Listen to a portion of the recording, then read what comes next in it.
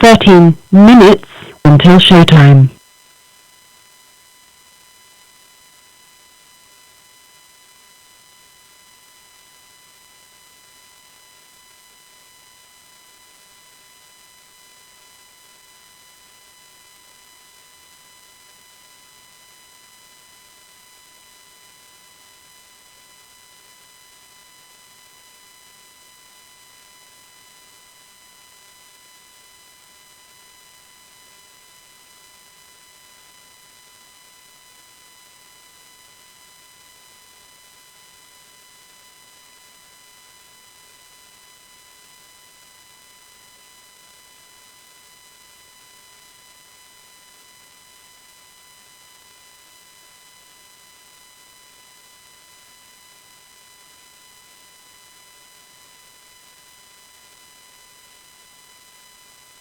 Twelve minutes until showtime.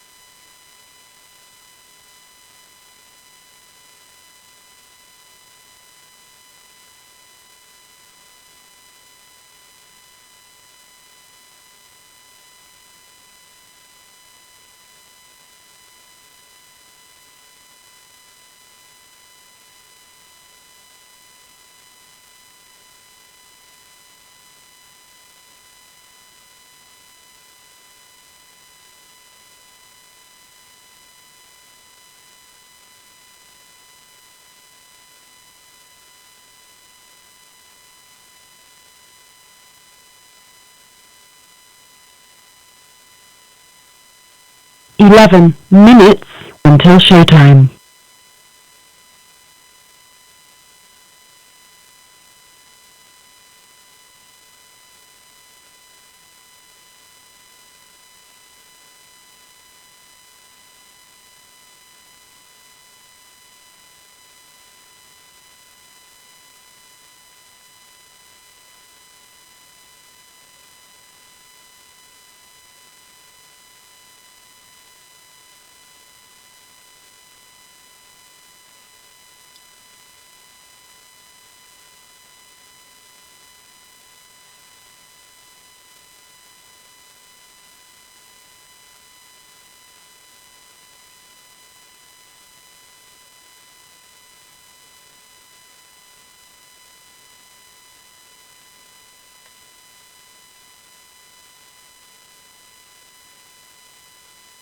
Ten minutes until showtime.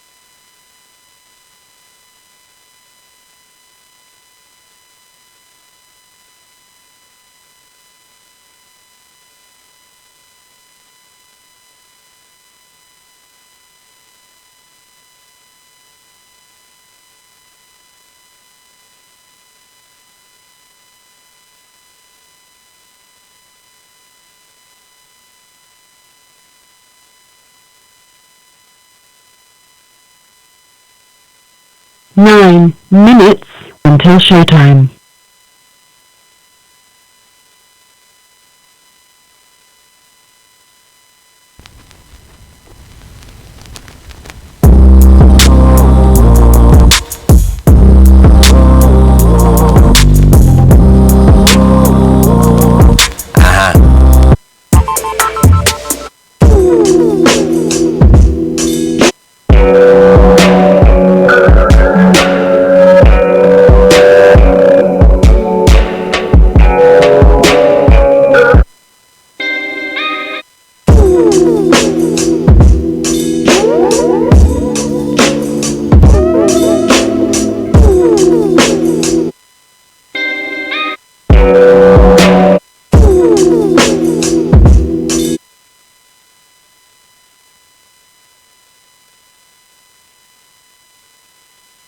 8 minutes until showtime.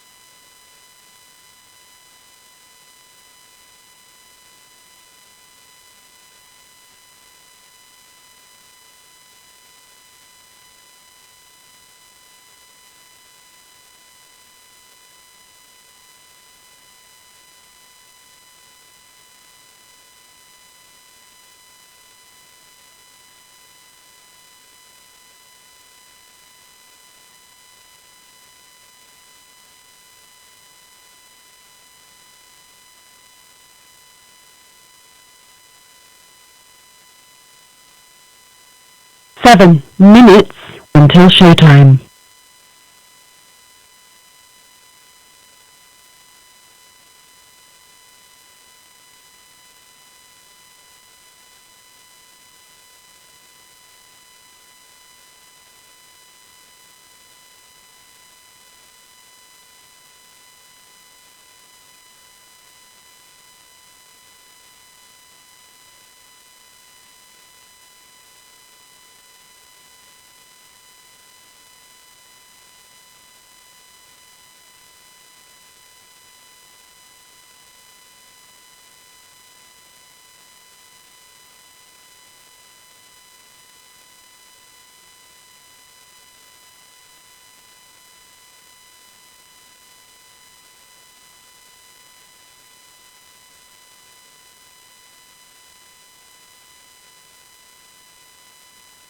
6 minutes until showtime.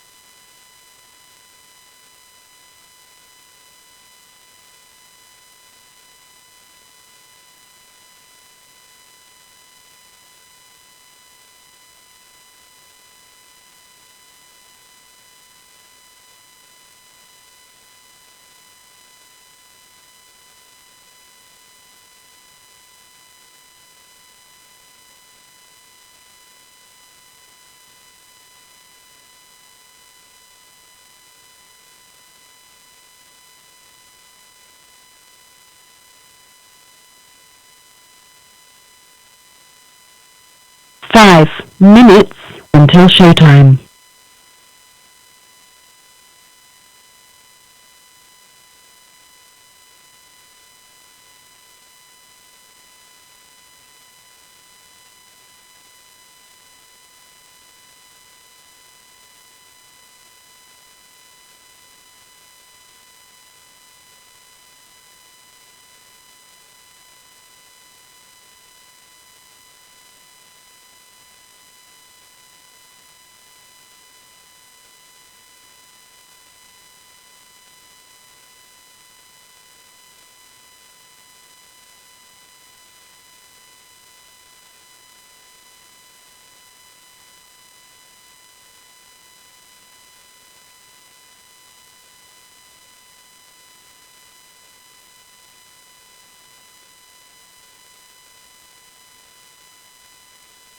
4 minutes until showtime.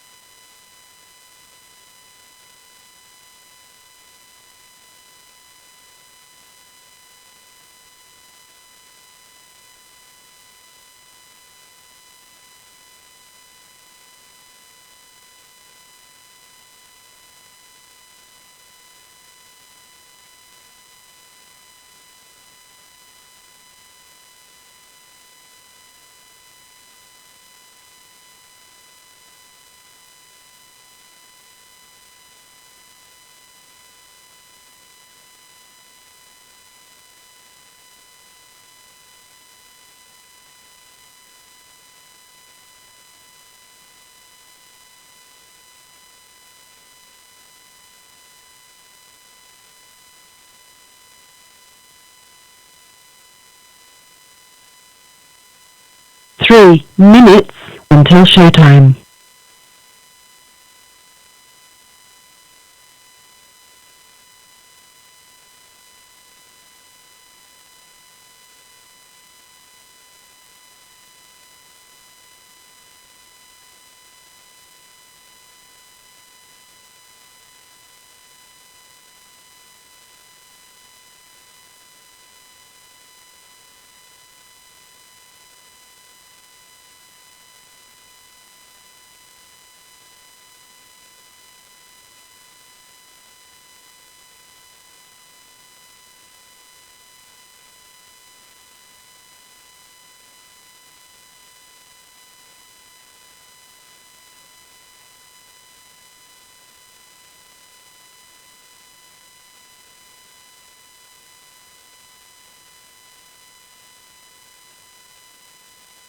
Two minutes until showtime.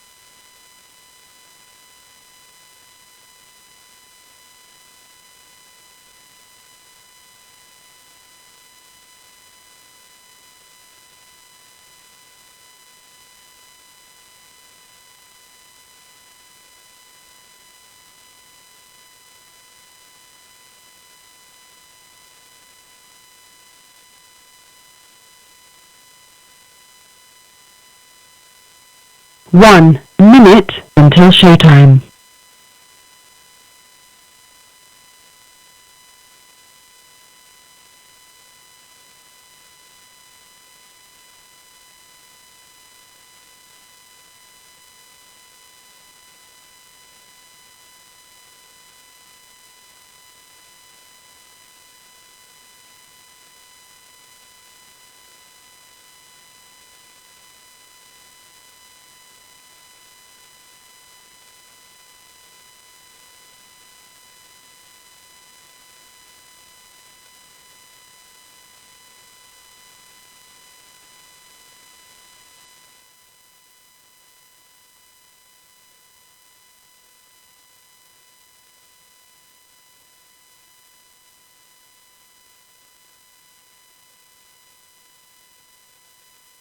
Your show will go live in 5 seconds. 4, 3, 2, 1. Blog Talk Radio. You don't just get it right. Welcome to my hood. Ain't nothing normal. You can take a walk alone. Everything paranormal. Everything paranormal. Yeah. Something for you.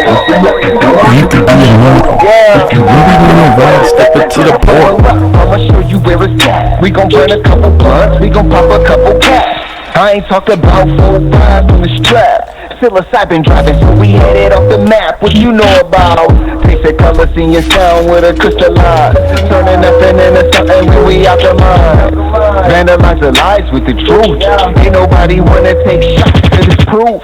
All we ever wanted was the answers. Looking for unique, but our vision keep us dancing. Get the black man, ghost writing in a pentagram. I'm from the place where our thoughts meet the program. Not too many opens to the power that they hold. Just know that when we shine, it's the reflection of your soul. Supreme beings moving, watch the galaxy implode. We are not alone. If you're not normal, welcome home. Yeah. Welcome to my hood. My hood. Ain't nothing normal. You can take a walk alone. My hood. Everything's paranormal. Paranormal. Everything paranormal. Yeah. Something for you. Yeah. If you really try to roll, step into Yeah, I gotta hold on to this feeling.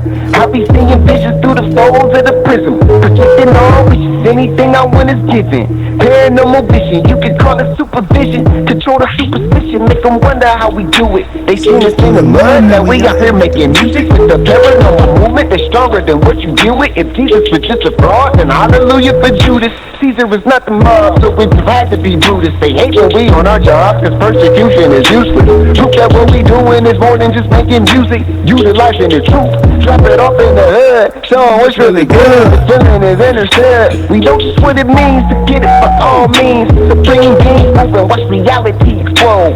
We are not alone and you're not knowing, welcome home, yeah.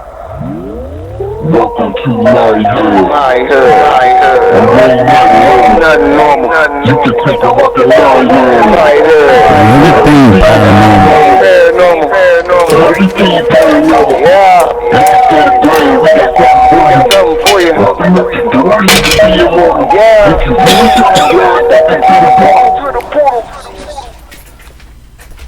It's my theme music. Every good hero can have some.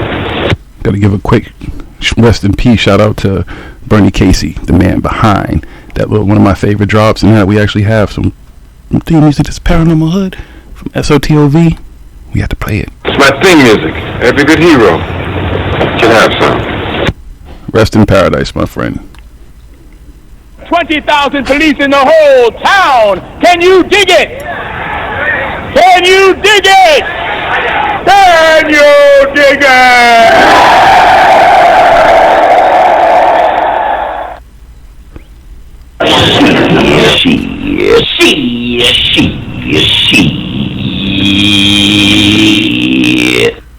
Welcome, foolish mortals.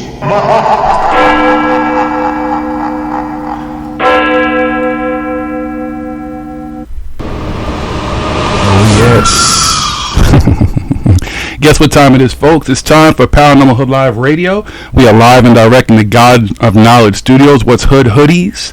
Of course, I am your host, Jiggy. Metaphor here. She's here off camera. She's shy. Her and Babushka sitting over there. Don't make no one to see her. Halushka. She don't want no one to see her fall asleep later. We're gonna get a secret camera on her one day. Y'all can just watch her ass fall asleep on the killer couch. Couch. It's a setup. It's a pitfall. But yes, folks, we are here. It's another Thursday night. You know how we do.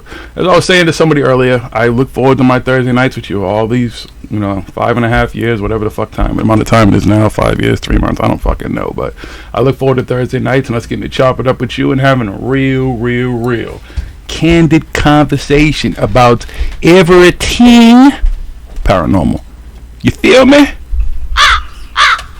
Yeah. Before we get to our double talk, it's getting close to Halloween. I already see Halloween decorations going up and shit. Hey, do you. I told you, my favorite house, Meta, although they stopped doing it around June and July, but they kept their Christmas lights up all year. So every night their lights I would pass by their house every night when I leave the studio, you know what I'm saying, going home and shit. And I always thought, in my mind that they think that every day is Christmas. I always thought that was just a cool thing in my head. Like, fuck it, every day is Christmas. Celebrate it throughout the year, right? What's wrong with that? So you spooky, you want to have Halloween? I don't care what nobody does. You want to keep decorations up all year, knock yourself out. Maybe live in a spooky house.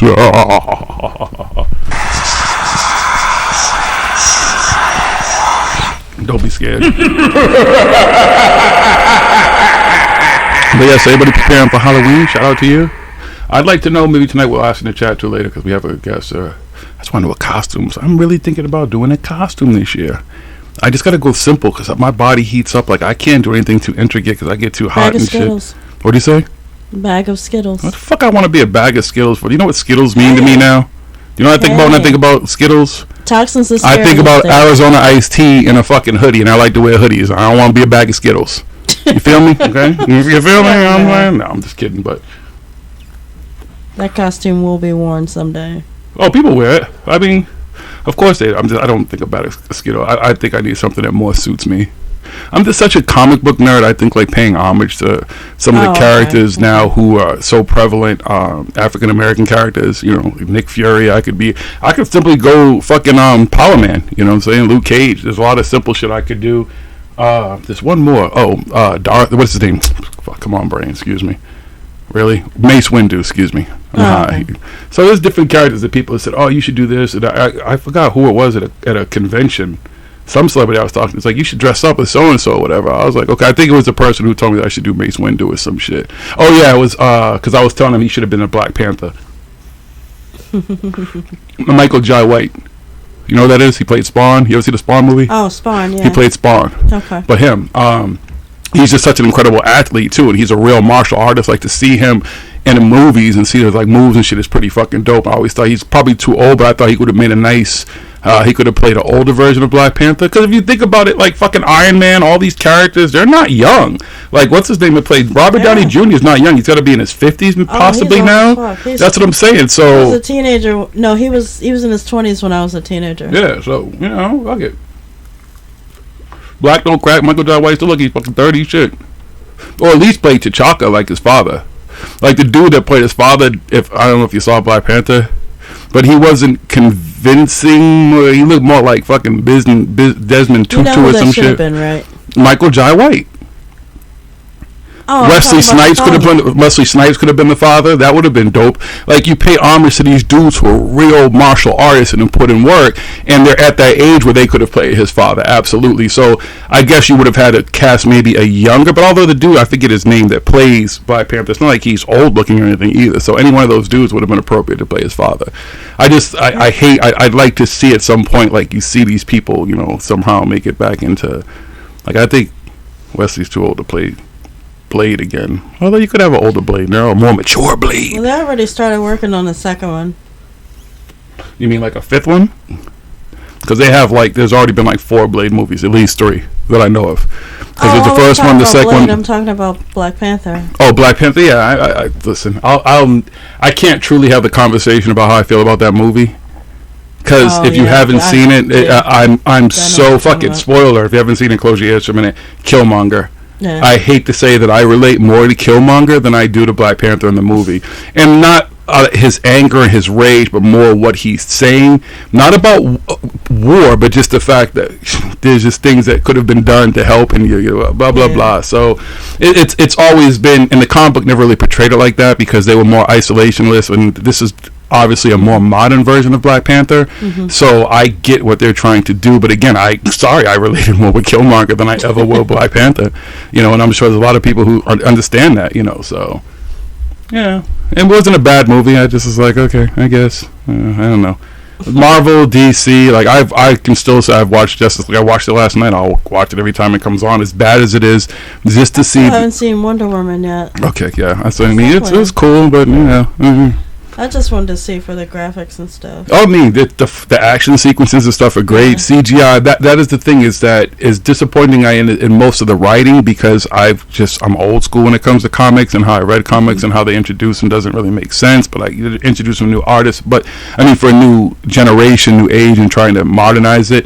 But to see what I saw on pages for so many years as a kid, and then them doing such shitty, you know, because they didn't have great CGI, they didn't have a lot of effects back then to make these movies what they are now, where you can have people in flight and do things, you can just CGI any character you need. Like our invisible jet and stuff. Yeah, things like that, like the old school shit. It was, but for us back then, watching it was cool as fuck, because it's like, I didn't see strings. You know, it was like watching Breaking and shit with, what's his name, Turbo. It was the old, which I don't remember. Yeah, Turbo, and he was doing the scene and shit when he was up the wall and he was dancing and shit. That shit is real until, you know, later you go and you see the strings and shit. But you know, you didn't give a fuck back then. But it's art. So I enjoy a lot more usually of just seeing the characters than I actually get involved in the storylines. Although again, shout out to Netflix, because I will give Netflix credit for taking characters that I completely do not like as solo characters. They're great when you put them in groups like the Avengers and stuff, but bringing them to life with great storylines.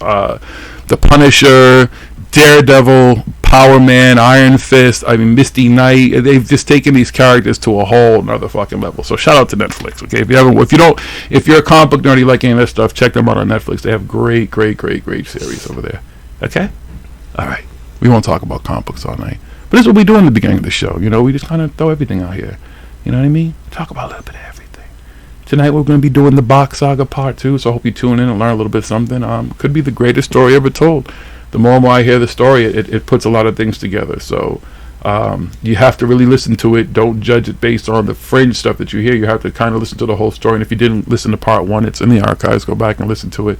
Because Jim is a great, I don't like to say story. I just think he's a great historian who's telling a great it's an awesome tale, and it's possibly true. It could be the origins of us. So that's why we're going to have a part 2 to it, because it's just such a long thing. It was hard to just have to cut him off, and can't really do a 6-hour show and the time difference and everything. So tonight we'll be doing part 2. Okay, all right. All right, folks, let's get into how we do the show. That's right, folks.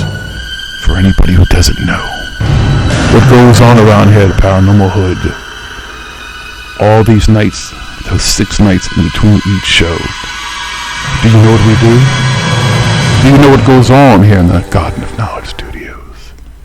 We spend our time down here watching news, reading newspapers, watching YouTube, looking for any source that may have that weird, that strange, that odd, that different, that not necessarily mainstream news. That news could be here on Earth. And yeah, I said Earth. I like saying Earth. It just sounds cool. Earth. Why not Earth? Or maybe it's up to the moon while I say Michael Jackson resides. He's still alive and he's about to perform and do his nightly performance. Live, Michael Jackson walking on the moon, because it's not really moonwalking if you're on the moon. You feel me?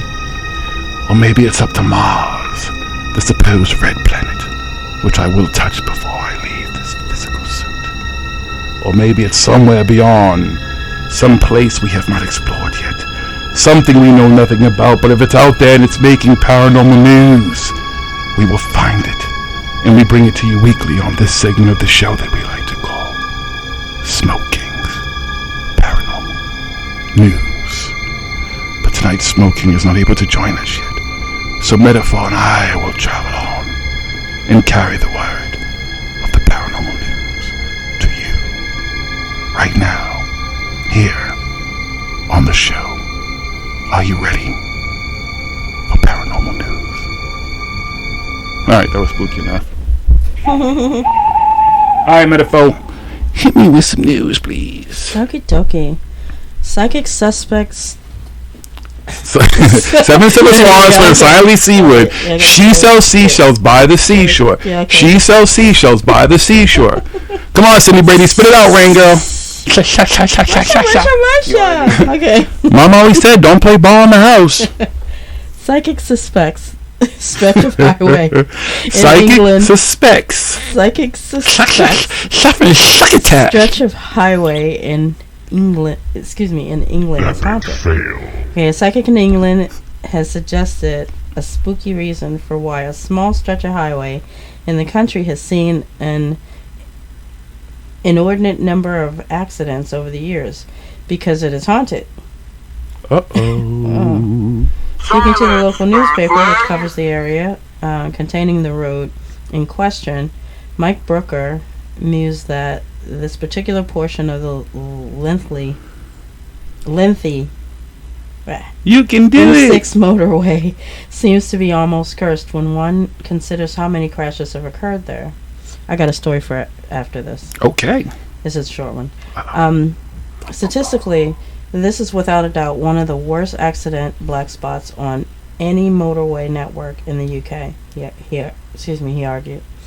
This high number of incidents is made all the more mystifying by the fact that there doesn't appear to be anything out of the ordinary when it comes to the nature of the fairly straight stretch of road.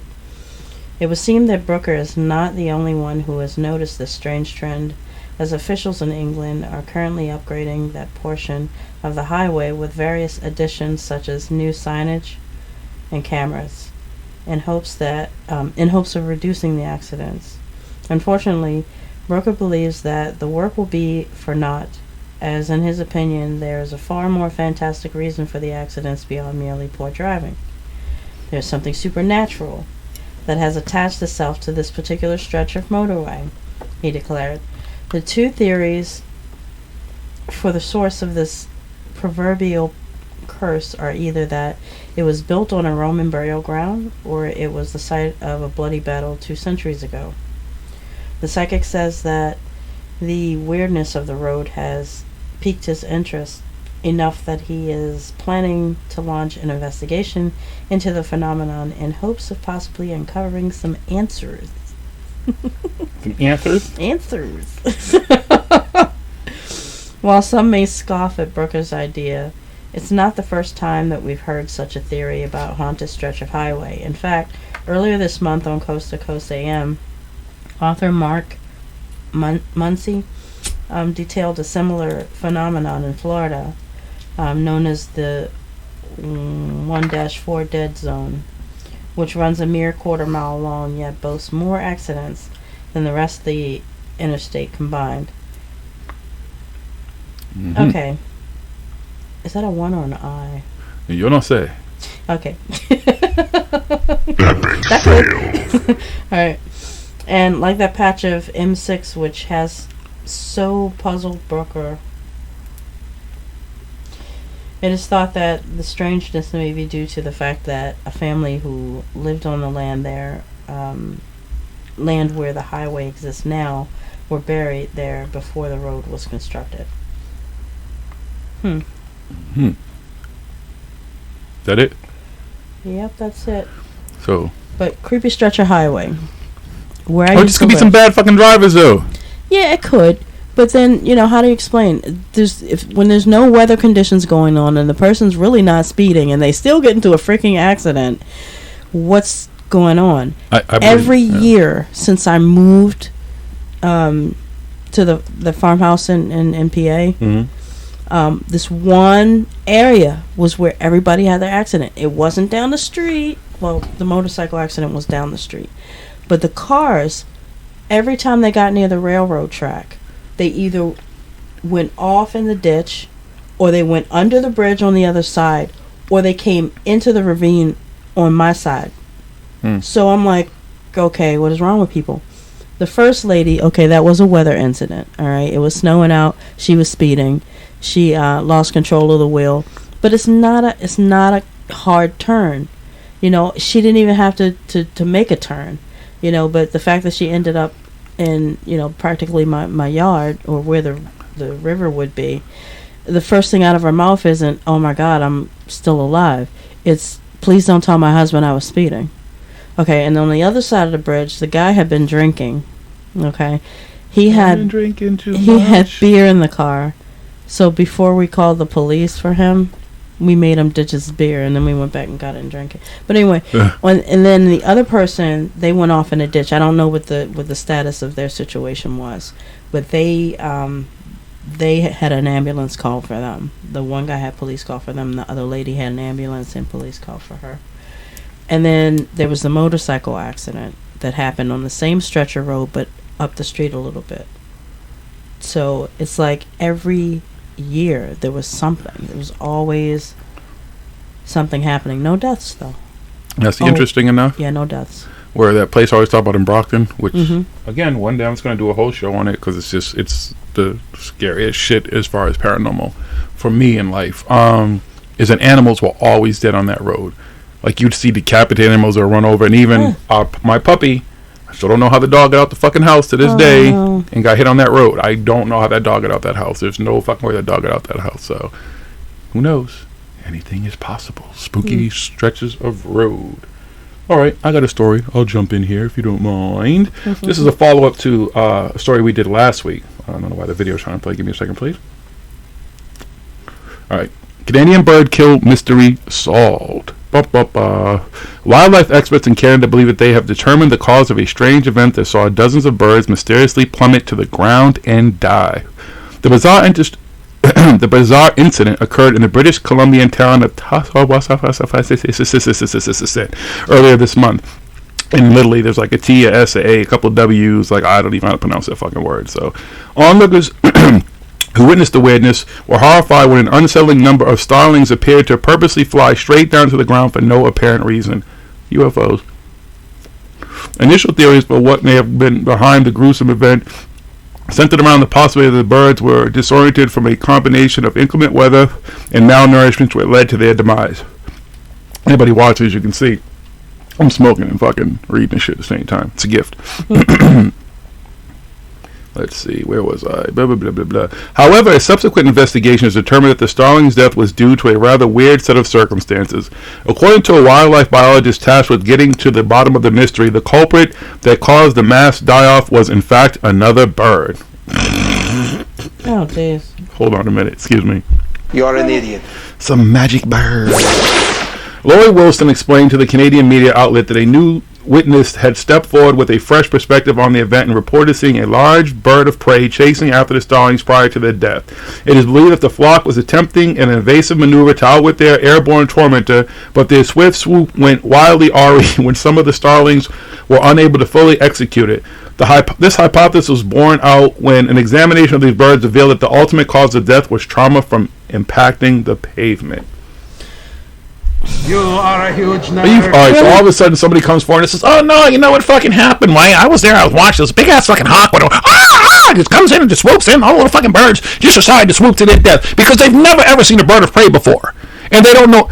You're going to tell me a bunch of smart-ass birds are smart enough to just decide to fly into the pit. No, it's a fucking UFO, okay? I don't give a fuck. Nobody says there's a fucking UFO there. They hit the UFO's little shield or whatever the fuck it does, cloaking device, whatever, and the motherfuckers got disoriented and hit the ground, okay? I like how humans know birds more than birds. I'm just saying, like, these birds don't spend their lives evading birds of prey. And so, you know, a couple of them are probably going to get caught or whatever. Right. But a whole thing of them is going, oh, you know what? That'd be like us. Like, oh my God, I'm going to run from somebody and I'm just going to run directly into a wall. And don't get me wrong, there's idiots who do that and they fall and all that type of shit in the movies and stuff like that. Mm-hmm. But no normal human being is just going to look at a wall and be like, let me run towards that and I'm going to just run into it because I'm being chased. That's my best option. You're going to be looking at ways to try to get over it, looking for a door or whatever, some way to get around that shit. Your option is going to be, let me just run into it and die. Let me do that. Full speed, I'm going to run into it and kill myself. Fuck that bird of prey. You're not going to get me fresh, motherfucker. I'm going to be dead when you catch me. You're going to eat me dead. Mm-hmm. Okay. Wow. You suck, you jackass. Aliens. It's always aliens. UFOs. All right, what you got next? I got more stuff. Oh, you got more stuff? Yeah, about that road.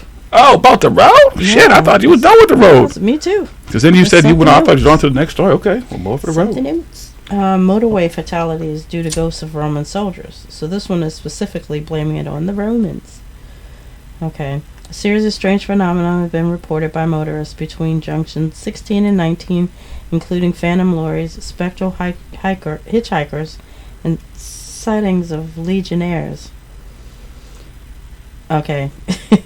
Here we go. Mike Broker again. Says the disturbance caused by a 250 million lire upgrade project could be to blame. He said a Roman burial ground in the area of the road work may have awakened 2,000-year-old spirits. Ooh. They only 2,000? Okay. Which now haunt motorists and cause crashes. The 53-year-old from Northwich, like sandwich, but like not like Northwich. Gotcha. Okay, was dubbed the area Cheshire's Bermuda Triangle because of all of the relatively large numbers of accidents on the treacherous stretch of road. What? They're attributing to that to the motorists. Say, "Oh shit!" So I'm driving. All of a sudden, I see a fucking Roman soldier stand in front of me, telling me halt or some shit. How do you just attribute to the fact it's the burial ground? There could be some bad fucking drivers in a bad stretch of road. That plus, it's like, how can you even say that if the people are dead? I mean, yeah, it's not like the they people can't prove it. Right. It's like, yeah, but that's a good way to go with it. Yeah. You know, I mean, why not just say it's blame it on the motherfucking dead instead of the live motherfuckers who don't know how to drive and texting it's and bad enough shit. people don't take responsibility for their own Exactly. shit. But then to blame it on the dead guy, That's come on. Epic fail. Leave the dead alone. You know what?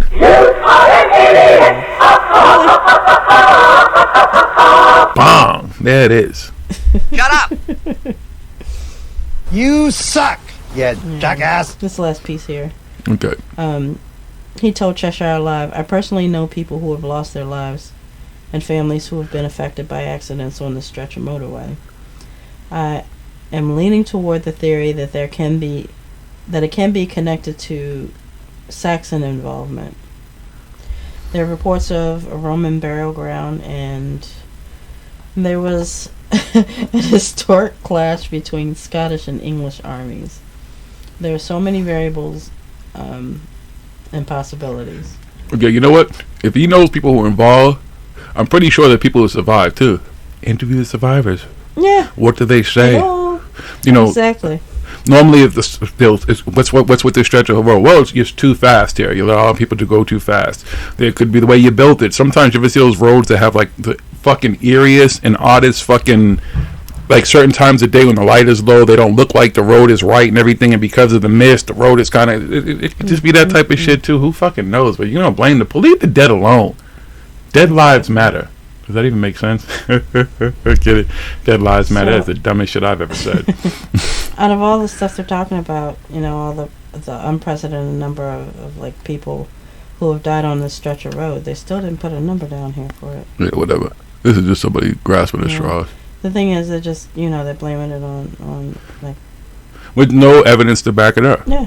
Again, you go and do some research, talk. You know people who are personally affected, and they're survivors. The research you did just says that if something happened on that, where that particular stretch of road is. Let me give you a little, just a little fruit for knowledge. Is that most of this shit, somebody died, and you think you know where everybody died, or the history and how history is kept now, what you can look up. Imagine the shit of stuff they didn't report. They used to bury people in their fucking backyards and stuff. They was the town may have, somebody died, whatever, in the little newspapers when newspapers were around. But before that, other than sending a wire to another family member like, oh, Jed died, just let everybody know. Oh, they're back there in the east, we over there in the west. I know y'all can't get here for the funeral. But you know what Jed will be, ever make it out here, okay? Now, he'll be out there in the backyard over there by the apple tree, okay? You go check out Jed when you get around here. But other than that, whatever. So, all right. Yeah, that's done. That's done.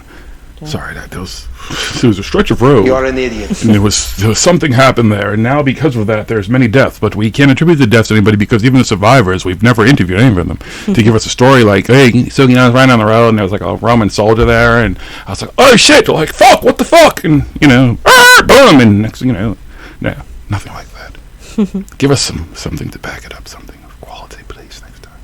All right. Have anything else? You mean a different story? Oh, of course, absolutely. Yeah, I don't want to talk about that story anymore. Okay. We've come to the end of that road. Do I got to start singing Boys to Men in bad harmony right now? Because I'm all, I'm smoking and shit. I could sing some End of the Road because I hope we can end the road of that story. That story of that road is dead. It's dead. Put it to bed. You ugly, and you're ugly, and your mother ugly, and your sister ugly. You just plain old ugly. What? Hayabusa. What about it? Isn't it a motorcycle? Yeah. My favorite. Hayabusa 2. Okay. Japan's rovers send pictures from asteroid. Oh, wow. They named the motorcycle in a rover after the motorcycle. That's pretty cool. Picture taken by one of the rovers on the asteroid And a blah, blah, blah, blah, blah. surface. Are you talking to us or to yourself? The white area of Can we hear the story? no, Yeah, actually it was just the writing underneath the picture. A picture taken by one of the rovers on the asteroid surface. The white area on the right is due to sunlight. Okay, they were just describing the picture there. All right, Japan's space agency, JAXA, has made history by successfully landing 2 robotic explorers on the surface of an asteroid. The two small rovers, which were dispatched from the Hayabusa 2 spacecraft on Friday, will move around the 1 kilometer wide space rock known as Why they can't just give it a regular name? My Okay, goodness. you can't say that. It's another culture, another language. Ryugu. What the fuck is a regular name to them? They're probably saying, why you name your stuff Explorer? And stuff like that. You make a simple thing, you fucking idiots. You're racist. Right. Why can't they make it more American? Pretty much is what you say. You racist. No, I'm just saying. Make it so that I can pronounce it. You're not supposed to be able to. You don't speak Japanese. Clearly, you need to brush up on your Japanese, my friend. Ryugu. Ryugu. Hey! Okay. The asteroid's low gravity means that they can hop across it, capturing temperatures and images of the surface. Both rovers are in good condition, the agency confirmed on Saturday. Yay. And JAXA proudly tweeted pictures from the... JAXA has a Twitter account? Okay, JAXA proudly tweeted pictures from the rover, which reached Earth via the spaceship Hayabusa 2. And then there's pictures. That's it? Yep, and I'm not really impressed with what I'm seeing. You're basically seeing images of the rock itself. The raw thing have land on a rock, and it take a look around with a camera, and the camera sending you back a picture of a surface, and the surface look like a Phoenix, Arizona, or like a New Mexico, maybe California. Oh my goodness. Hey. Sorry, my bad. Oh, yeah. That's basically just the images of the surface and stuff, and it's because it's moving too. It kind of, some of the images are weird because I don't know how fast that thing is moving in contrast to, how clearly not as it's moving faster because it's an asteroid or whatever. There's some more stuff down here too. Okay, well then read it out, man. Let's go. I had to look for it. They got all You this go junk very in slow. there. Hey. Hayabusa 2 reached the asteroid Ryugu in June this year after a 3.5-year journey. Why does it matter? Well, the European Space Agency had previously managed to land on an icy comet. This is the first spacecraft to place robot rovers on the surface of an asteroid. Asteroids are essentially leftover building materials from the formation of the solar system 4.6 billion years ago. Man, that's old. Yeah. Ryugu is a particularly primitive variety, and studying it could shed light on the origin and evolution of our own planet. How did the rovers reach the asteroid? Early on Thursday morning, GMT. Hayabusa 2 began descending toward the surface of Ryugu, preparing to eject its rovers. The little hoppers are stored in a drum-shaped container at the base of the mothership. Collectively, they form a 3.3 kilogram science package known as Minerva Spit it out right, man. You can do it. 11-1. I don't know if those are 11s or I's or L's. Okay. On Friday, Google it. about 60 meters, which is 196 feet from the asteroid, the two robots were released. Space agency officials explained that when the front of the drum was jettisoned into space, the two rovers would be ejected from the container and fall independently to the asteroid's surface. One of the principal concerns for deployment was Ryugu's rougher than expected surface, which is carpeted with boulders. It's got boulders. And very few smooth patches. What will they do there? You The tell me. rovers are equipped with wide-angle and stereo cameras to send back pictures, spine-like projections from the edges of the hoppers, or sensors that measure surface temperature on the asteroid. Okay, then they have... Right. They can hop and float around thanks to the motor power internal rotors, which propel the robots across the asteroid. The diamond-shaped asteroid has a blackish-colored surface and rotates on its axis around every 7.5 hours. When will they get samples? On October 3rd, the mothership will deploy and... I love how they call it the mothership. Yeah, I know, right? They're trying to prepare us. Oh, we We'll want the deploy a fun. lander called Mascot, which has been developed by German Aerospace Center, DLR, together with the French Space Agency, CNES.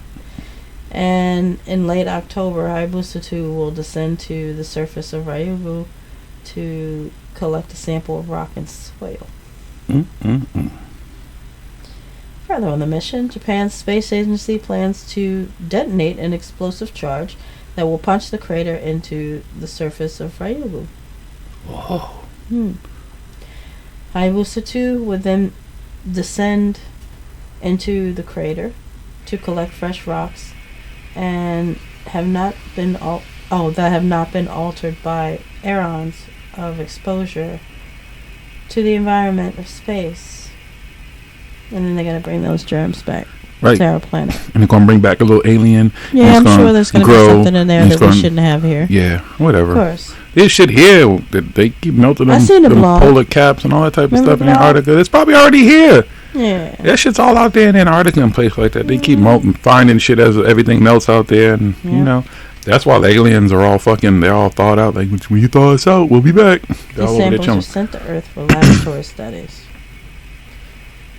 I guess it's easier than sending somebody out there. Well, they ain't sending somebody out there, but I mean, they have things that analyze.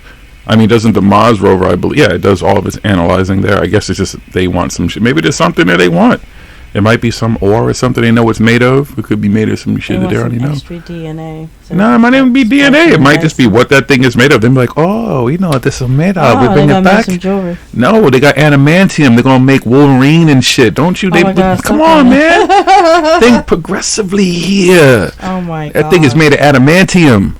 Okay. Yeah, they're already cyborging people. They've been doing that, but now they're gonna make super duper cyborgs that's gonna be made of an element that's not from here, and that element is gonna be stronger than any element here, and it's gonna be able to cut through everything like Wolverine's claws and shit. Remember how you can't break the bone? Get me the heck out of here! I just want peace.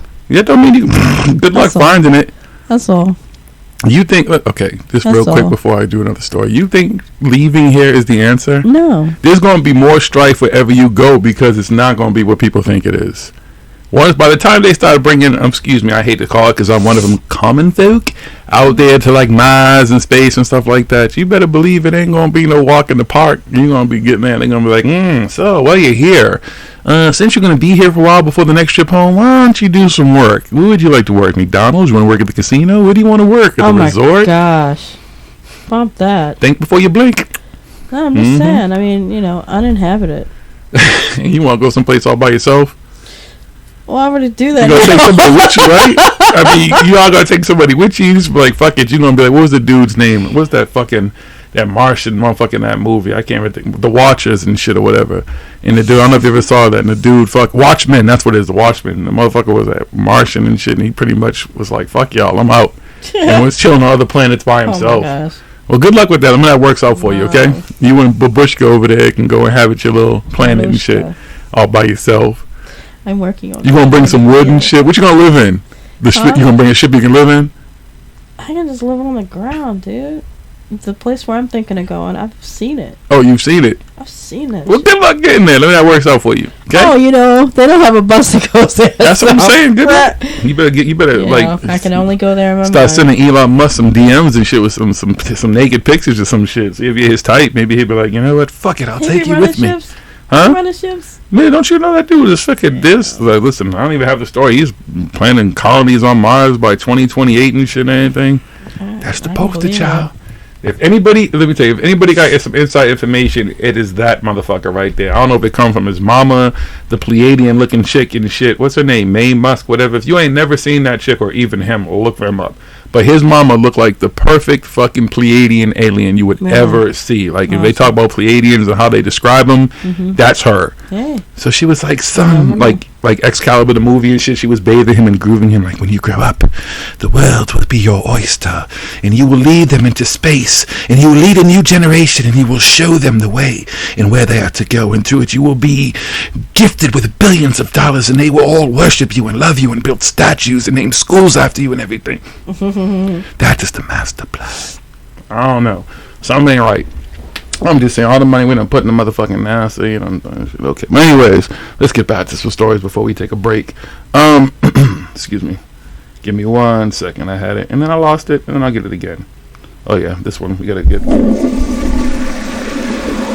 This is one of those stories, so give me a second to prepare something here. You just got to kind of roll with me.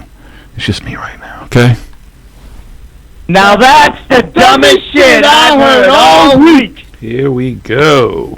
People want a reality show where flat earthers search for the edge of the world.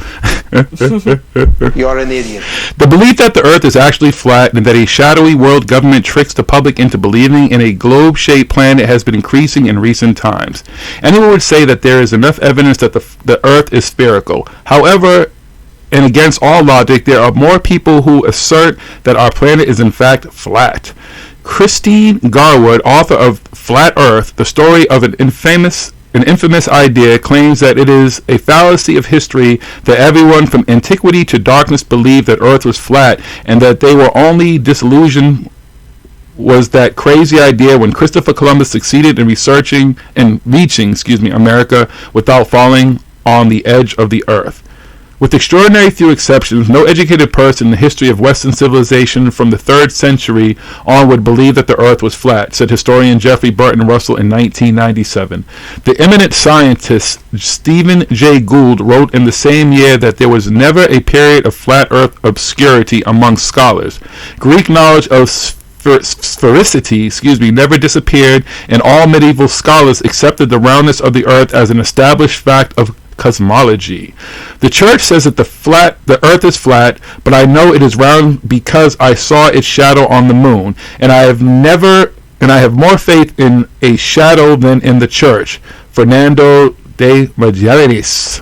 Would that be Magellan? 1480 to 1520. This is when he said this. With the rise of scientific rationalization, which seemed to undermine the authority of the Bible, some Christian thinkers decided to launch an attack on established science. An English inventor named Samuel Burley Rowbotham, from 1860 to 1884, assumed the pseudonym Parallax and founded the new school of Zetetic astrology, meaning skeptic from ancient Greek. Inquisitive, I don't know what the fuck that word is. Rowbotham toured England arguing that the Earth was a stationary disk and the Sun was only 400 miles away in 1870. John Hampden, famous for leading polemics, wrote about the flat Earth and described Isaac Newton, the author of Theory of Gravity, as a drunk or a madman. Epic fail. Sorry. Hampden's ideas, like those of many flat earthers, were based on religion. Many of the proofs of the theory came from holy scriptures. Science and religion were confronted. Set all things aside, from religion to ancient astronomical knowledge, the main question here is, why do some people still believe we live on a flat earth? You are one pathetic loser. There is ample evidence to disprove this theory. Not long ago, we wrote about PhD student who had presented a thesis claiming that the Earth is flat, stationary, the center of the universe, and only around 13,500 years old. Shut up! This thesis rejected scientific theories presented by Newton and Einstein, astronomical discoveries made by Copernicus and Kepler, the Big Bang Theory, atmospheric and geological activity, most of the modern climatology, and basically all other scientific teachings made in the past. The flat earth debate continues. So how do we end this debate once and for all? One Reddit user has come up with a rather interesting idea. Let's make a reality show to cure the flat earth problem. If, of course, there is one. Reddit user suggested that a group of flat earthers should be sent on an expedition where they try to discover the edge of the world. Those who back the flat earth theory are convinced that it's not possible to reach the edge of the world because the end of the earth is in fact blocked by a massive wall composed of ice, which in turn is guarded by the world's military. You suck, you jackass. As Reddit users suggested, maybe the group of flat earthers should be taken to the North and South Pole to see for themselves that it's not flat and that there is no edge. Other users on social networks suggest we should take a group of flat earthers into space so they can see for themselves that the earth is in fact round, but that's a more expensive solution, perhaps. Let's give him an award.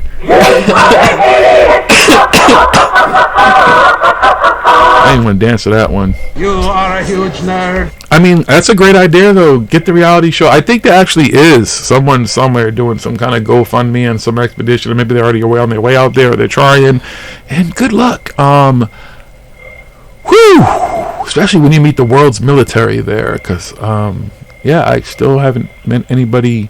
There's a lot of people, a lot of money, and some crazy ass boats and yachts and races that he's talked about that I didn't even know existed, that go to all these places, and ne'er one of them yet have come back and said anything about the world's military greeting them and telling them, you guys got to go back, you can't go that way, because if you go that way, you're going to find out what's going on with it. It's none of your goddamn business. Y'all some crazy motherfuckers, okay? Now that's the dumbest shit I heard all week. Cocaine is a hell of a drug. Alright, folks, so that is the end of the news. Thank you for tuning in for the news. This is the part of the show where we are going to take a break and we're going to play our lovely selection of music this evening for your listening pleasure as we prepare ourselves for our guest. Joining us for part 2 of the Bock SaGa is Jim Chesnar after the break, so stay tuned, be alert, the chat is lit. Shout out to everybody in the chat. Of course, if you're listening anywhere and not watching and in the chat, you don't really know everything that's going on. So I suggest go to YouTube and do that. If you haven't subscribe, because you never know when we go live. But alright, we're going to take a break. We'll be back. Don't go too far. This is ParanormalHooD, folks.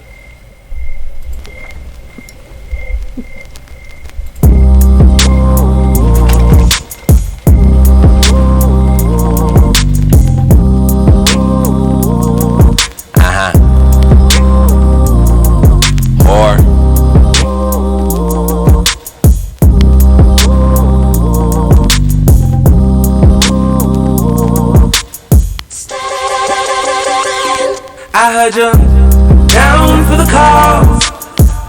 We don't dare take a pause. We have no time. I know that all that we have in this world is truly my soldier on the line. Namaste, my niggas. Standing front the line. They be like, how you do that shit? I be like, it don't matter though. All that matter how I spit that knowledge. How you receive that knowledge? I gaze the sun. Never have I been to college. Cosmo my son. Question things and question often. You are a god. Recognize your fucking bossness. That is my word. I would not lead you to the lost land. You are not lost, man. You never lost, man. Just flick on that torch inside of you and stand up like you proud fool. I'm chewing L's. You suckers chewing cotton candy. I ride in hell. If that's the only consequence for knowing I'm a fucking god. This holy realm I'm flying in. Catch the elevator to the 5th. You're dying in the 4th dimension. Everybody crying and they sinning it. You a weenie. You forgot to eat your Wheaties so full of feces. Every time I bum around your fake ass cheesing. Or I heard you down for the cause. We don't dare take a pause. We have no time. I know that all that we have in this world is truly my soldier on the line. Standing front the line. Evil nigga bad like Porsche. Cry a river flow like ocean.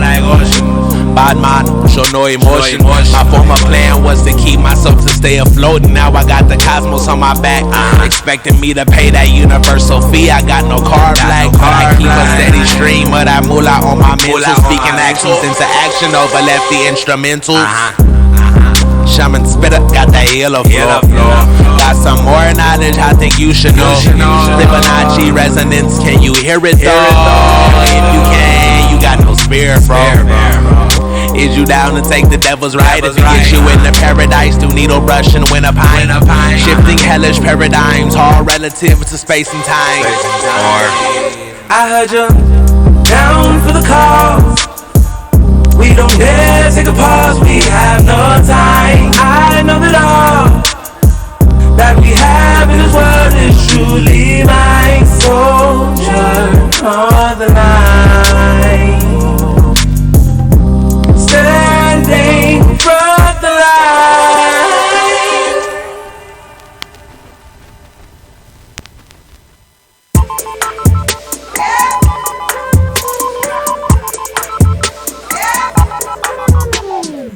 They don't wanna give me shows, they don't wanna see me.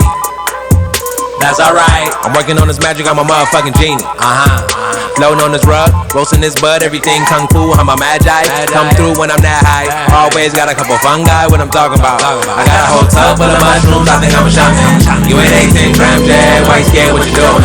Why you playing with yourself, stop playing with yourself. Dive in, go hard, what your heart beating for? Think you gon' drift too far? Need to surrender, bar. I'm a high as shit, fly under clouds. Mind equipped, I go round for round. Ball for ball, need all them. Ball of y'all like Spartan. Like who the hell to let the God in? I got cappy vines in my garden. Gold all on my pathway. Spit it like it's venom, let the mind spray. Libations, I'ma pour 'em out. With my goon goon one time. Libations, I'ma pour 'em out. With my goon goon 2 times. Libations, I'ma pour 'em out. With my goon goon 3 times. Don't trip, the ancestors got you. Don't trip, stay true, they gon' follow through. Don't trip, met 'em in the dark room. Don't trip, they taught me in the mushroom. Don't trip, the ancestors got you. Don't trip, stay true, they gon' follow through. Don't trip, met 'em in the dark room. Don't trip, they taught me in the mushroom. I'm a motherfucking guru. Cook it top, shaman noodle. Put a curse on you, I do voodoo. Naga don't come from my family. Rub out my whole chop gon' ride. Portal open, I'm gon' slide. BMT, I'm gon' ride. Probably think I'm out my mind. Really, I don't give a fuck. If you on what I'm on, you should levitate. You be lying, man, you hella fake. I ain't judging, but you lying to meditate. Really, I don't give a fuck. If you on what I'm on, you should levitate. You be lying, man, you hella fake. I ain't judging, but you lying to meditate. People think cause I'm conscious, I ain't got no fucking problems. Naga ain't nothing changed. Blame it all on retrograde. Psychedelic hip hop, really I make that. Try not to speak from my ego, but I'm flyer than the eagle. High as hell like seagull shit. Try not to cuss, but I'm the shit. Hell yeah, I love myself. Big homie told me he love myself. I got a rose quartz, I got some citrine. I think I need a grounding star. Don't trip, the ancestors got you. Don't trip, stay true, they gon' follow through. Don't trip, met 'em in the dark room. Don't trip, they taught me in the mushroom. Don't trip, the ancestors got you. Don't trip, stay true, they gon' follow through. Don't trip, met 'em in the dark room. Don't trip, they taught me in the mushroom.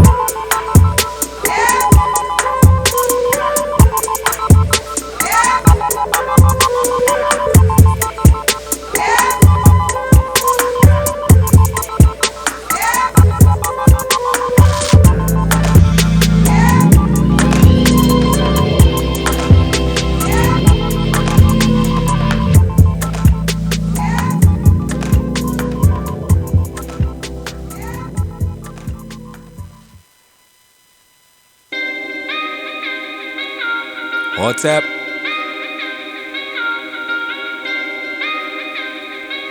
Ashe. Watch this. Lefty did it. Low key, I can't help it. Too much love, no selfish. Embracing imperfections, that is why I'm so damn perfect. And my heart is filled with gold, that's why I'm shining. Vegan on my teeth, so you know ain't no denying. Always got kombucha in my cup, don't need no Henny. Shout out to the homie Dino, he supply a naga plenty. Stretching, doing poses, doing all this yoga. Call me Yogi, giving honor to the ones before me. They the ones who know me best. As I salutate the sun, Hail Selassie, I salute the number one. That's the truth, and I hail the Trinity. Father, mother, son, I ain't lying, then I tell no lie. Correct me if I'm wrong, but you can't. Truth is all inside. Watch me speak in tongue. Om Namo Guru Dev Namo Om Mane Pade Ham Mang Sang Wahe Guru Guru Guru Wahe Guru Guru Ram Das Guru. Did I lose you? I'm a FUBU. No fat Albert, but my truth is heavier than 9 dudes. Hoping that this knot is stick inside your ear like wax do. Prick your heart like tattoo so you land on feet like cats do. I'm a fucking menace, but you already know that though. I be crystal gemming. Never hit the pookie though, dropping LSD. Give me liquid or the taps, bro. Smoking DMT. Late night out the homie bomb. Healing.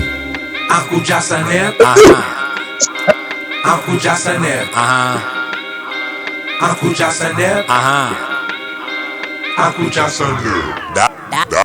Dive in, Michael Phelps, strip like wood through the void, collecting knowledge of myself. I'm a stone cold killer, serving all these ego deaths. I be floating like a spirit, trying to invoke my ancestors. Last night we had a full moon. I cast the spells up underneath that full moon. You know I'm on, charge my stones underneath that full moon. Pure intentions, Gaia guide me higher than a full moon. The way she take them draws off, I'm hiding like it's full moon. But it's high noon, I'm vegan, all the milk I drink is cashew. No cow food, leave them in the pastures. Oh my God, man, fuck a rapture. Get protein from my broccoli. Third eye, I see properly. Psychedelic, I'm properly. High as hell, no devil be. He is I, you or me. We are all my family.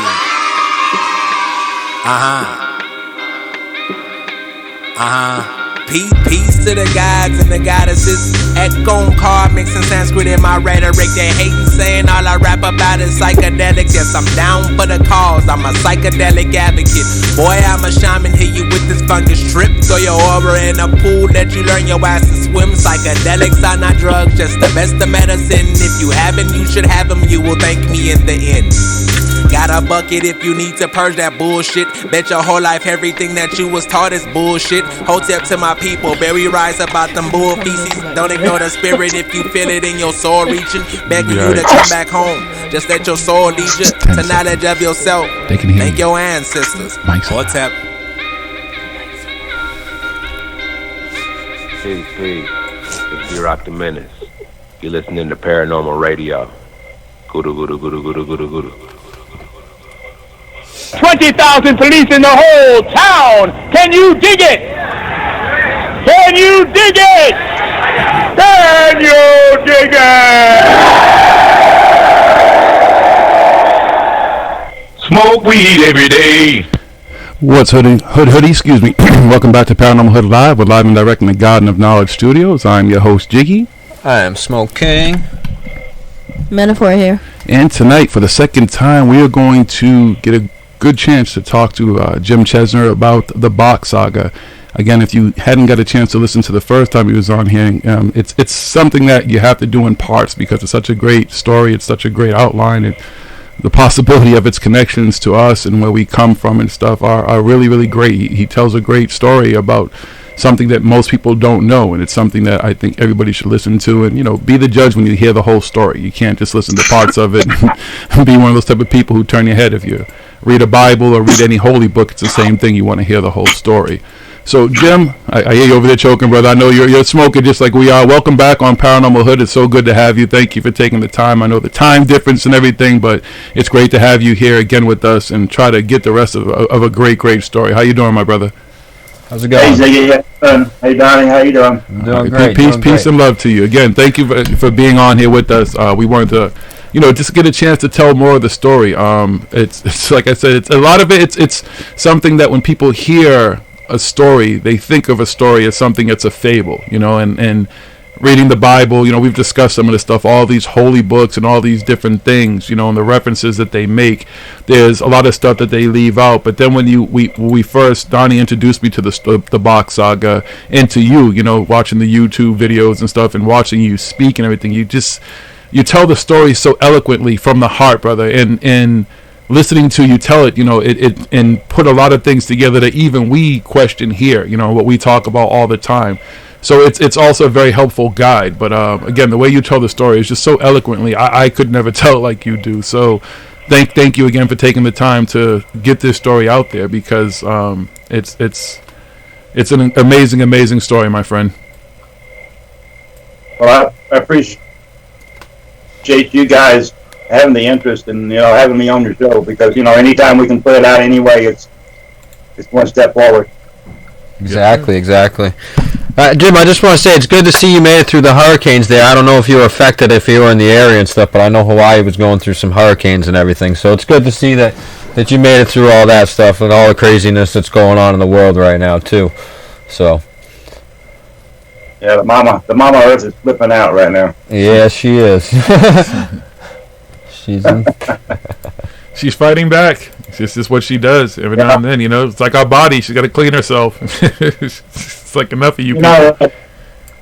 The thing about the Mother Earth, if she doesn't take, she only gives. She only gives. The only gift. And we have to receive it, but I don't know. It's.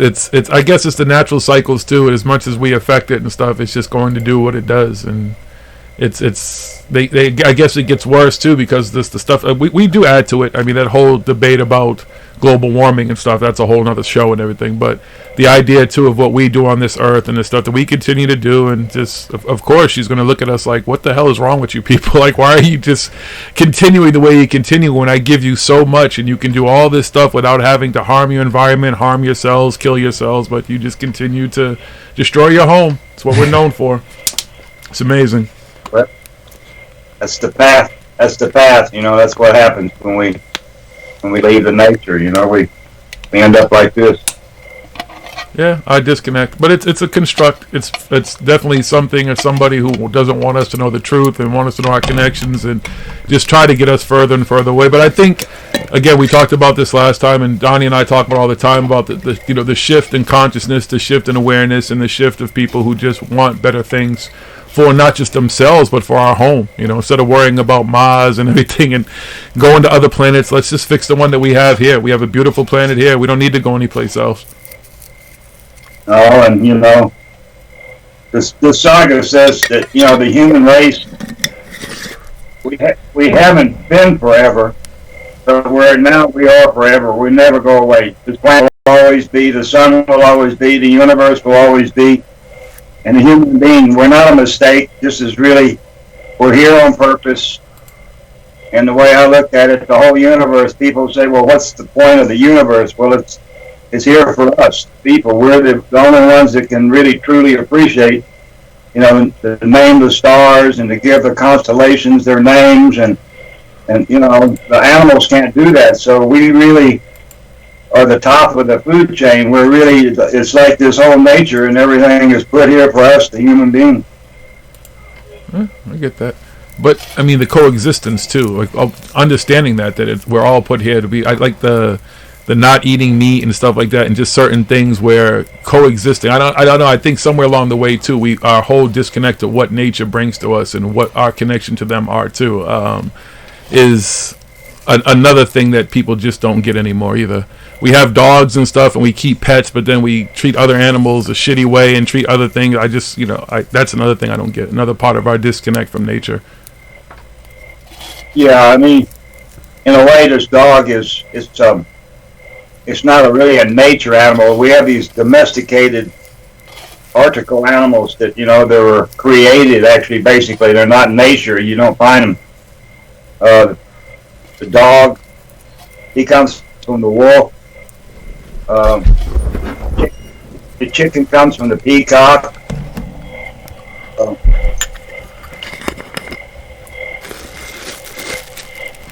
Did we lose him? Are you there? Yeah, we have a lot of static. Oh, sorry. Okay, there you go. Sorry. Sounds like a frog. A frog. It might be that I got the baby monitor over here with the crickets in the background and stuff. Oh, that's what it is. Yeah. Crickets. Yeah. Yeah, my son, he listens to crickets in the sound machine when he goes to bed. So. Okay. I used to have the ocean. Yeah. And in the morning, the birds. Yeah, yeah. He loves the crickets at night so. Mine's is usually a comedy movie I'll fall asleep to, or if I'm listening to something, it'll be radio, like Coast to Coast AM or something. By the time I go to bed. I used to listen to Coast I used to listen when it was Art Bell and long before George came on or any of the other guys. And you know, it just seems like they talk about the same thing all the time, and they don't have any proof for any of it. It's very strange. I don't know. I mean, there are some really good programs on there. I don't say that, but you know, they just kind of warn everything out. They don't. It's a unique station, though, for sure. Well, I think the idea, too, though, is that they were originally the spark of this whole conversation that allowed it to kind of go mainstream, and that although in most cases it's very hard to present evidence, but I think over the years they've had some incredible guests. Some people have had evidence of stuff. And if you think about even now, a lot of the stuff that's coming out, like we talk about disclosure, I mean, in a sense, the government has given disclosure because they're showing stuff on their radars and that their pilots and stuff are seeing that they can't understand. That Coast to Coast AM kind of laid the groundwork for that. And in a sense, I get what you're saying, that a lot of the stuff is over and over again. I think the problem is that they're still just kind of stuck in having the same conversation with a lot of the same people, and they're not willing to kind of broaden their horizon at this point, where I think this field and all this paranormal stuff, from religion to ghosts to aliens to Bigfoot, cryptozoology, everything has expanded tremendously, and there are a lot more people who are talking about it. I just think they're kind of behind the curve when it comes to them modernizing themselves as they should, because this whole thing has modernized itself. Yeah, I mean, it's certainly has come to the forefront. I mean, this whole, what could be out there, I don't know. I'm not really so much in what could be. I'm more what is, Yeah. Well, that's the thing, too, though. I mean, through things like Coast to Coast AM, I mean, that's why we exist, because that was the first place I ever heard this stuff. Then we can have conversations like folks like yourself who are willing to tell a great story. Again, that's a place where you should be telling that story. There's so many. Yeah, we should get you on. That's something they should be. Right. Definitely, like you said, broaden your horizons and let somebody tell a story that helps to put a lot of this stuff together. Whether they believe it or not. I mean, again, they have all these people on there all the time telling these tremendous stories, and a lot of them don't make any. Let's be honest, any fucking sense any whatsoever. Sense when you really look into it and stuff. But when you look into the saga, there's a lot to back up to it. I can't fully 100% agree with it completely yet, Jim, but I see a lot of truth to it. I see there's a lot of it, and a lot of it could be highly plausible, where a lot of these other stories now I'm looking and I'm thinking, and everybody's like, oh, well, you're not thinking outside the box. No, I'm thinking outside the box. I'm thinking a lot of these stories, that we're crediting the wrong people. We're crediting the wrong things and stuff, and we're thinking and we're trying to put this and say, oh, it's aliens did this, it's aliens did all that, but like you just said, they talk all this stuff, but there's no actual evidence of this. There's misinterpretations. I can see a lot of misinterpretations now. The more research I do, there's a lot of misinterpretations and things. People perceive one thing one way, and another person perceives it this way and stuff, and then they're like, yeah, it's aliens. No, it's not. When you really delve into it, it comes back to, I think a lot of this stuff was done by humans, and the Bock saga can attest to that. Yeah, I mean, alien just means a foreigner.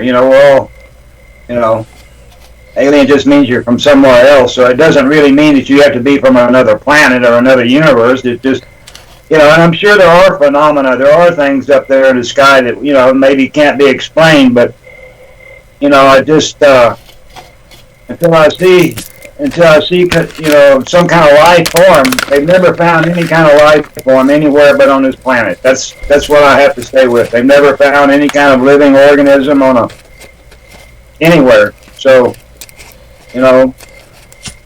yeah, that's what I'm with you on that. This is the only planet with plants on it. Yeah. So as a plan, but anyway, I mean, I think people should stay open. I mean, I'll bet my last dollar there's nobody else out there. But if someone wants to believe that there's somebody out there, then that's the freedom of choice. Yeah. Yeah, I'm not saying. I think there's a chance that there might be something out there, but I think we don't give ourselves enough credit for all this stuff. And again, there's not enough evidence to say that it's something that came from somewhere outside of this earth to do these things. I think that we've just lost our way over millions of years and stuff, because we keep finding stuff that's older and older and older. But we don't find it. Now these things come here on spaceships and stuff like that. None of them spaceships are crashed. They all lived in stone huts here. They come from their beautiful alien palaces and stuff like that to live in stone huts and rock huts. Excuse me 1 second. Go ahead and take over. Sorry, Jim. I gotta go and. Excuse me. What would you like? I can't see you, Ziggy. Sorry, yeah, I'm sorry. Let me see if I can turn his. Give me 1 second, please, brother. I see your hand. That's all I see, but a yellow shirt. Yeah, I'm past it, so I can turn his. Oh, you're passing the doobie. Yeah, I don't want to mess with his computer the way he has his. I don't know. Can you see me now? Yes, now I can. All right. Yes. I'm sorry. Yeah, I'm over to. He's coming back right now. I'm just over to the right because the way it's set up, they can see. They see both of us to the main camera, but you only get to see him from the computer. I apologize for that. I'm here. Well, let me ask you a question then, Jim, because especially we're talking about things like our technology, our ability to do things. What about things like time travel? What do you think? The things like that. Do you think it's just all science fiction? Do you think that we've achieved things like that? I don't think. I think we're where we are. I don't know. I mean, in a way, this SaGa is a time travel. I mean, we talk about how we lived millions of years ago. That's kind of, But as far as me going back in time or me going in the future of time, I don't see that at all. I mean, I'm in one body. I've got one brain. I don't know. It's like out of the body experience. I mean, what goes out of the body? I mean, you can imagine that you're out of your body and you're looking back at yourself. But I mean, there's, your brain is in your body. Everything is inside your body. There's no out of the body experience. I mean, you can imagine that you're out of your body. That's all you can do. But that's even your imagination is inside your body. So, yeah. Okay. I'm just. All right. So I don't think that this time travel. I mean, like I said, I don't get it at all. No. Okay.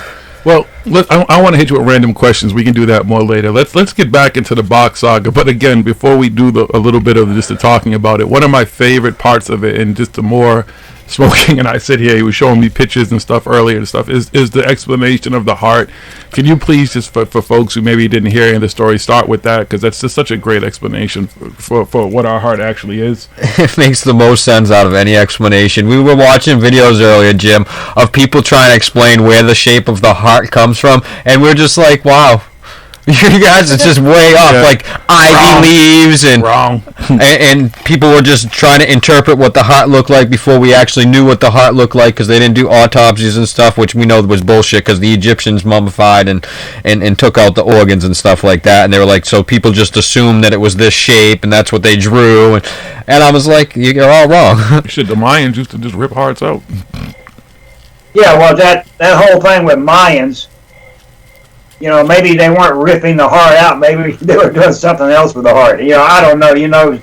Most of that information about what they were doing back there is written by, the church. They're the ones, those people didn't write stuff down so much. So yeah, I don't see, because these Mayans, there's Mayan temples and stuff with the third eye symbol and lots of peace and love. So I don't see them just ripping people's hearts out and stuff like that. I think that was just all, like a lot of these things they make up about these cultures, and you're like, what? They did what? Really? And where's the evidence to this? So, actually, they're the ones who are ripping people's hearts out. Yeah. I mean, it's usually like that. A lot of times. And then they blame it on the other guy. yeah, it's completely backwards. Oh yeah, the rapers, the pillagers, the ones who did all the fucking conquering, destroying, and spreading the word, and the crusades and all this type of stuff. Oh no, we're not the barbarians. We didn't do anything like that. That wasn't us. The other guys were barbarians. We had to be worse barbarians to the barbarians, so they wouldn't be barbarians and adopt our ways. That's how history is written. So yeah, it's funny, the word barbarian, it comes from the word barbar, but barbar.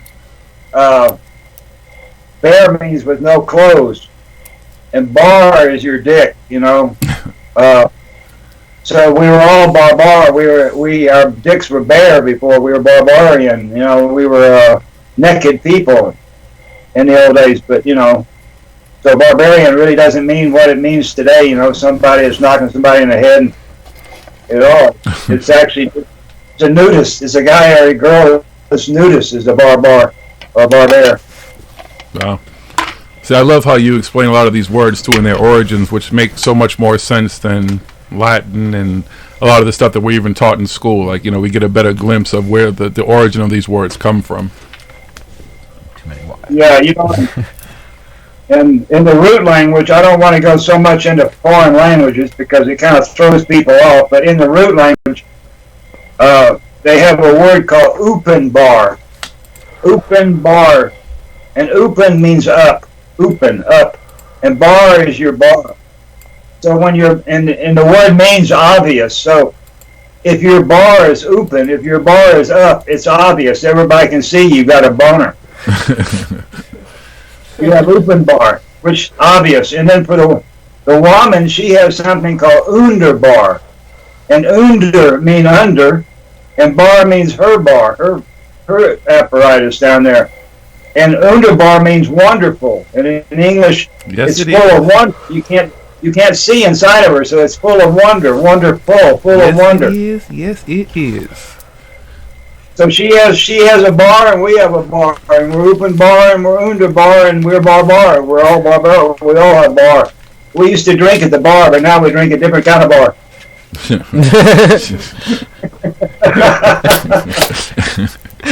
Oh, I love it, Jim. And I'm an old bartender. I tend my bar, so.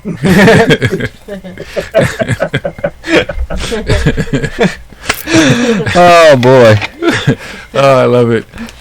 No, that kind of goes into the heart. There's all these old sayings that we say all the time. We don't really think about what they are, but there's these old sayings, and they must have had meaning at one time, but we've forgotten. Like, I can drink you under the table. I mean, that was the old offering system. Today it just means I can get more drunk than you, but I mean, before it had a different meaning.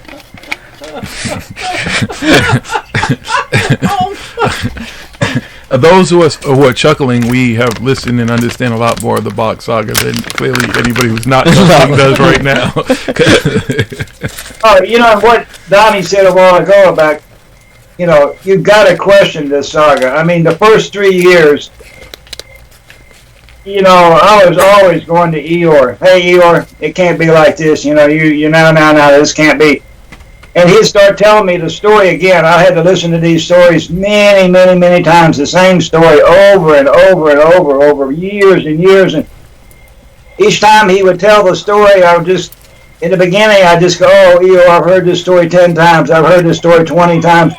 And, and he would just keep going. And each time he would tell me the story, he would add something to it. So I understood after a while that just be quiet and listen to the story again, because he's going to give me another little morsel. And that's how the saga works. You can't listen to the saga one time and get it. There's just absolutely no way. You can't listen to it 20 times and get it all. I mean, it's one of these things where it takes, over and over and over, and each time you listen to it, you get a little bit more, and and our brains are so programmed, so full of so much BS today. You got to get rid of the BS, and replace it with the truth. So it's a process. It doesn't come easy. And I mean, after about 3 years, I didn't look for what was wrong with the saga anymore. I stopped looking for something that made it not right. I only looked for things that made it true, and that's how it's been for the last 30 years.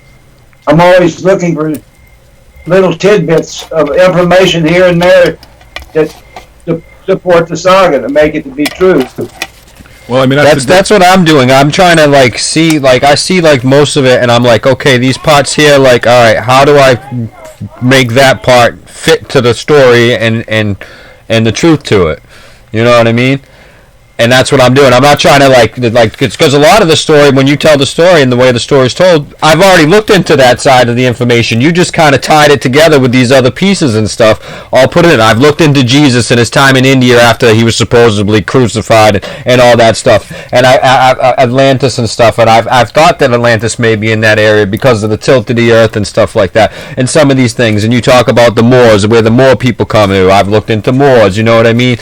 What the people call the Anunnaki and the Sumerians, they sound like what you describe as the people from after the Atlantis time coming down and stuff, the way they looked, and with the white hair and the white skin and the blue eyes, but they still look like an African American type person. And that's what these stories go with. And then you put this into your story, and your story, before everybody knew about that information coming out, your story was coming out around the same time and stuff. So there was no internet back then. So I'm guessing it's got to be some truth to one of these stories or both of these stories. Right. So that's what I'm doing. I'm trying to find the truth to the whole story, so I can see it, put the whole thing. But right now, I mean, it's a pretty accurate story. I mean, from what I can tell, and again, as I have questions and stuff, I go back like you. I listen to the SaGa, but I don't get extra little pieces in mine. I only get the same story I hear from you on what's on YouTube and stuff. But that's why we like to have you in here on the show, so we can hear other little pieces and information that aren't part of what you've already spoken on. Yeah, I mean, it's hard to put this whole SaGa in 3.5 hours on a video. I mean, it's so much information. So these little talks like this, there's all kinds of little stuff that it's not on the videos there, but it'll come out, when we do these discussions and stuff, because you have to squeeze everything down to tell the story of history of the human race, in 3.5 hours. Yeah, if you fit 50 million years, over 50 million years into 3.5 hours, I think you do a pretty good job of it. The condensed version is awesome. But I mean, that's a good thing too about the age of information, because like you said too, you can actually do research and learn stuff that maybe you didn't even know, and connect it to stuff that you can bring out and say to somebody, okay, well, now that I understand this and I've learned this, well, this is how this connects to the SaGa too. And it kind of modernizes it for people who, like yourself, who listen to that story. Like you said, it didn't take you, you're condensing it to 3.5 hours, sometimes longer, whatever amount of videos you can put together as you're telling it on the internet through YouTube and stuff like that, and through outlets like this. But at the same time, the length of the whole story is almost impossible, I guess, to tell. I mean, you're going to be telling this story for a long time. It took you forever to learn it. What do you say, 20, 30 years to kind of get it from him, and then still telling the story for 30 years plus now. Yeah, I don't know how much time I actually sat with Eeyore. I mean, many seasons in India, many summers in Finland. I mean, it's not like we just sit there all the time and talk SaGa. I mean, we smoke a lot of chillums and we talk about other stuff, and but as the time goes on, like I said, little bits come here and little bits come there, and that's how you just kind of add to it. I mean, it's like if you go to the university, you don't learn everything the first year. You have to sit there for years to get it all. So it's the same thing. No, absolutely. I mean, yeah, that there was no university, and that's the thing too. You're doing an oral presentation of all this. It's not written. I don't know if you've ever written it down. I don't know if it's someplace where over a period of time you've been writing it so people can actually look at it, where things like the Bible, the Torah, the Quran, all these books are written down, and you can go and look at these things. And it's the same thing. There's not a lot of people who have read the Bible or read any of these holy books completely. They're always paraphrasing from stuff that they've read, bits and pieces of it that suit their purposes, what they gain by telling it a certain way and stuff like that, where this story it's not written down somewhere that I know of. No, well, there's some friends that are kind of writing it down now. There should be a book out here in the next 2 or 3 months. They've been working on it for 2 or 3 years now, so there will be a written thing, and there is some kind of a written thing of it. But yeah, I mean, it's an oral story. It's not really made to be written. It's made to be an oral. So that's how it's been kept at the beginning of it. I never wrote it.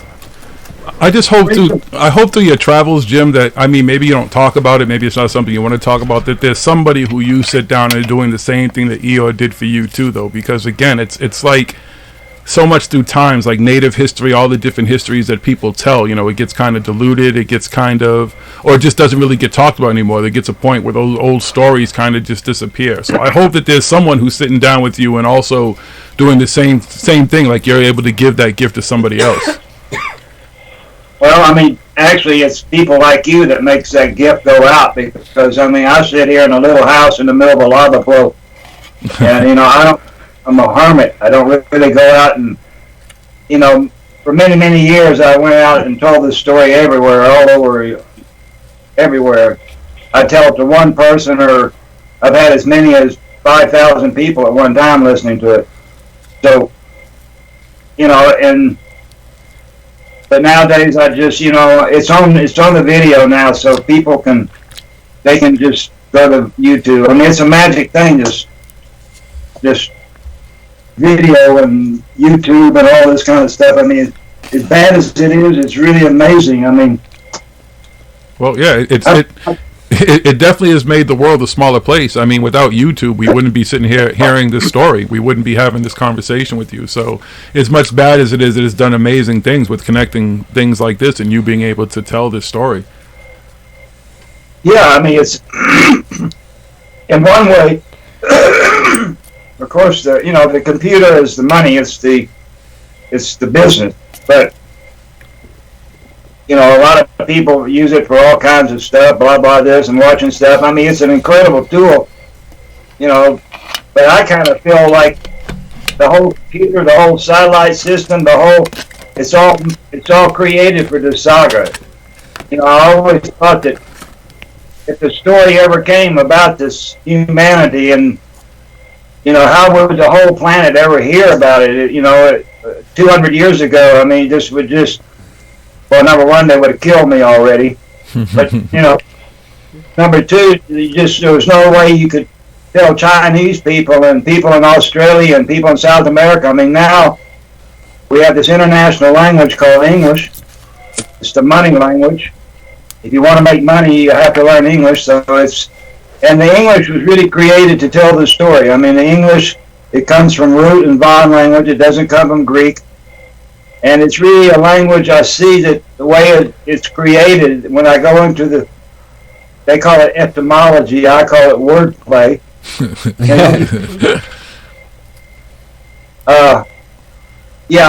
And root language, the word for word is called Urd, O-R-D, Urd. And they have a word called Urd lek, and lek means play, so Urd lek means wordplay. And in Finnish, the word for word is sana, and the word for play is leikki. So they have a word called sana leikki.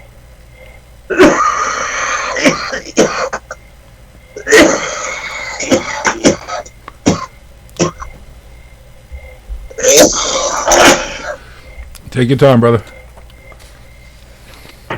Yeah. I'm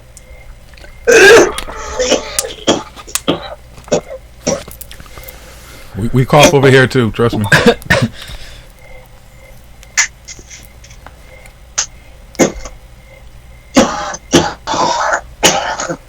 Okay. I got this disease called COPD, and so breathing is not easy for me. Got you. Take your time. Yeah, we got it. Anyway, go ahead. Sorry. I got smoke in my lungs too. I'm not trying not to cough. You were explaining the language, like English, where English kind of comes from. And wordplay. Yeah. Talking about this word called when you look inside words to see what they mean. That's what I do. I break these words in pieces. But, I guess they call that etymology or something in English, but we call it wordplay. You play with words, and and you look inside and you see what words are inside of other words, and these words aren't just by accident. They're on purpose. They all have meaning. There's a reason why they're spelled the way they are and pronounced the way they are. I mean, it's not just something you can just sit down and make up a language. Yeah, it's called spelling for a reason. People are so concerned with magic and all that type of stuff, where they don't realize that they're just, through the words they use every day, they're conducting magic. They're just basically making spells all day, every day. With words.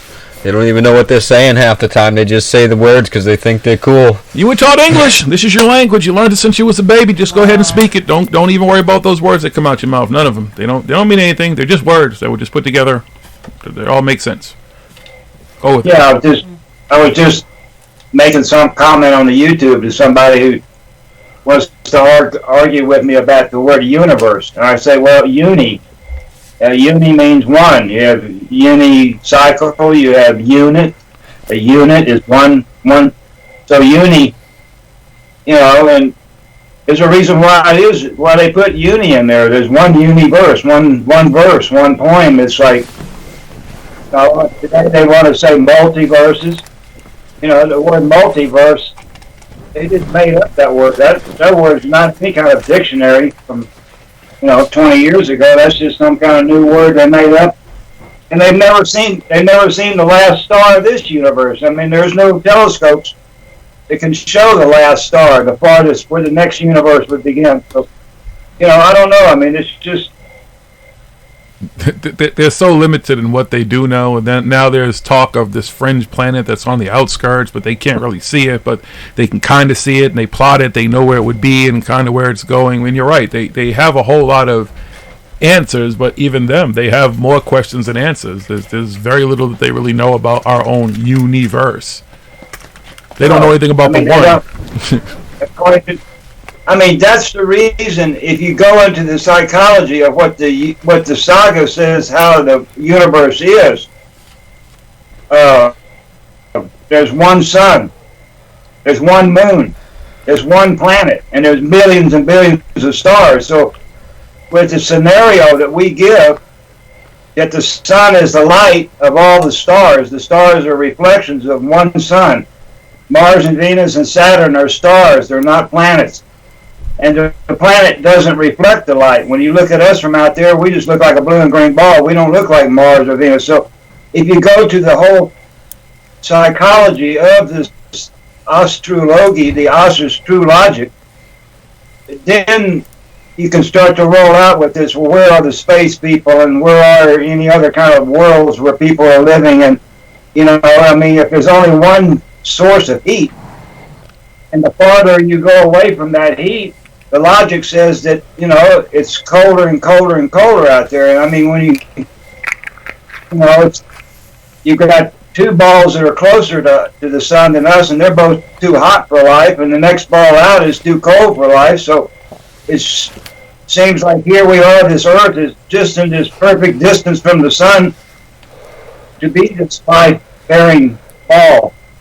And, for them to start saying there's other life and other balls and other suns and other this without having any proof of it, I call bullshit on all of them. I'm with you. Again, they know everything, but they don't know anything. They can tell you everything and they know, but what they don't know. They can show you some images that look really cool of places and things that are supposed to be out there, but okay. I guess you don't really have a picture. Actually, those images that they show you with all the beautiful colors, those are completely fake.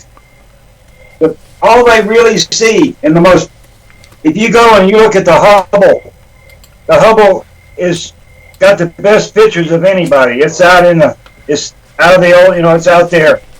And if you look at what Hubble really takes a picture, when it takes an image of a star, it's just a light dot in a dark background. That's all they see. The same thing we see bare-eyed. It's just a little bigger, but they don't see the surface. They don't see what it looks like. They don't have a clue what those stars look like up close. They don't have a clue. And then they bring this image back to the Earth, and then somebody sits in a laboratory, and they're the ones who put all the pinks and the purples and the yellows and all the amazing colors. When you look at NASA, oh gosh, all these kids are coming on these space things and look at this beautiful planet, look at the beautiful colors, and this. They don't see any of those colors. They're all put on here on Earth by filters, colored filters. It's fake, all fake. All the colors are fake in outer space, except for Mars and Venus and Saturn and Jupiter. We can see colors in there because they're so close. But the stars and the deep space, all the colors that they put in any of those pictures, it's all fake.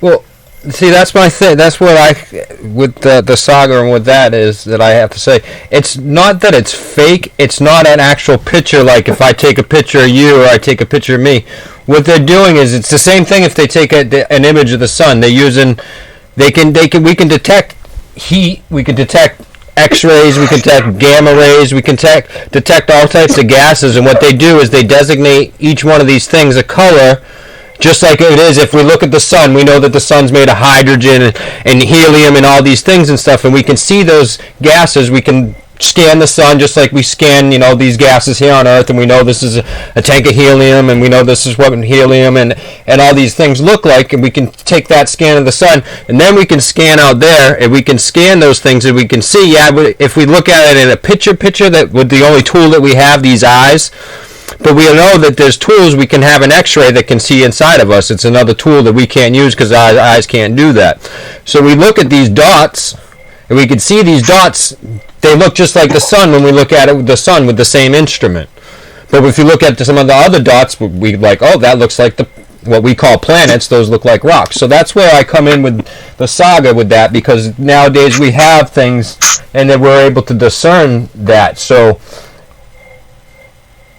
it's like with the SaGa, okay, yeah, maybe in this solar system it is, but we know that like I said, there's ways of detecting and discerning that things are there that aren't really there. You know, we know there's bones in us, and we can see the bones with X-ray. That doesn't mean it's not real. It's not a fake picture. They're not, they're using imaging and color to just like when they take other imaging of you and stuff. They just, your brain images and stuff. That's really your image. They're just designating colors like they do with the stars and stuff for those gases. What those gases would be. Like we were playing with fire the other day, and the fire changed colors because of the different chemicals in there and everything, so you could see that. So you know that copper burns this color, you know that sulfur burns this color, you know that this magnesium burns this color and stuff. So when you scan and you look at these things with these instruments, you can pick up those things and you can add that color in where the instrument is picking those colors in and stuff, and that's where it comes in, and they edit it and they do make it a little prettier and stuff, more appealing to the eye. I get you with that. If you look at the actual image when they do the scan and stuff,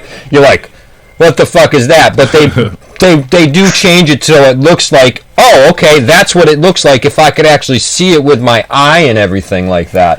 I get that where, that part is fake. But if you actually, because I've gone to places and I've looked at radio satellite images and stuff like that. It's just like satellite images that they take of the Earth and stuff. They're just picking up stuff in the thing, and then they make it look pretty. So I just have to say like this. There is no instrument made by a human being that can tell us the temperature of any of those stars. So all they can really do is they can see how much reflection of light coming off. We see that some stars are brighter than others. But like I said, there is no instrument made by a human being. The closest star is 4.5 light years away. That's 28 trillion miles. That's the closest one. And they don't have a camera that can take a picture of the surface, and they have no machine, no thermometer, no way of knowing the temperature. All they can do is just tell you how bright that star is compared to the one behind it and the one next to it. But they don't have any instruments that can actually see the surface or tell the temperature of any of those stars. They may want to try to tell us that, but they don't. Well, we're only estimating the temperature of the sun, too.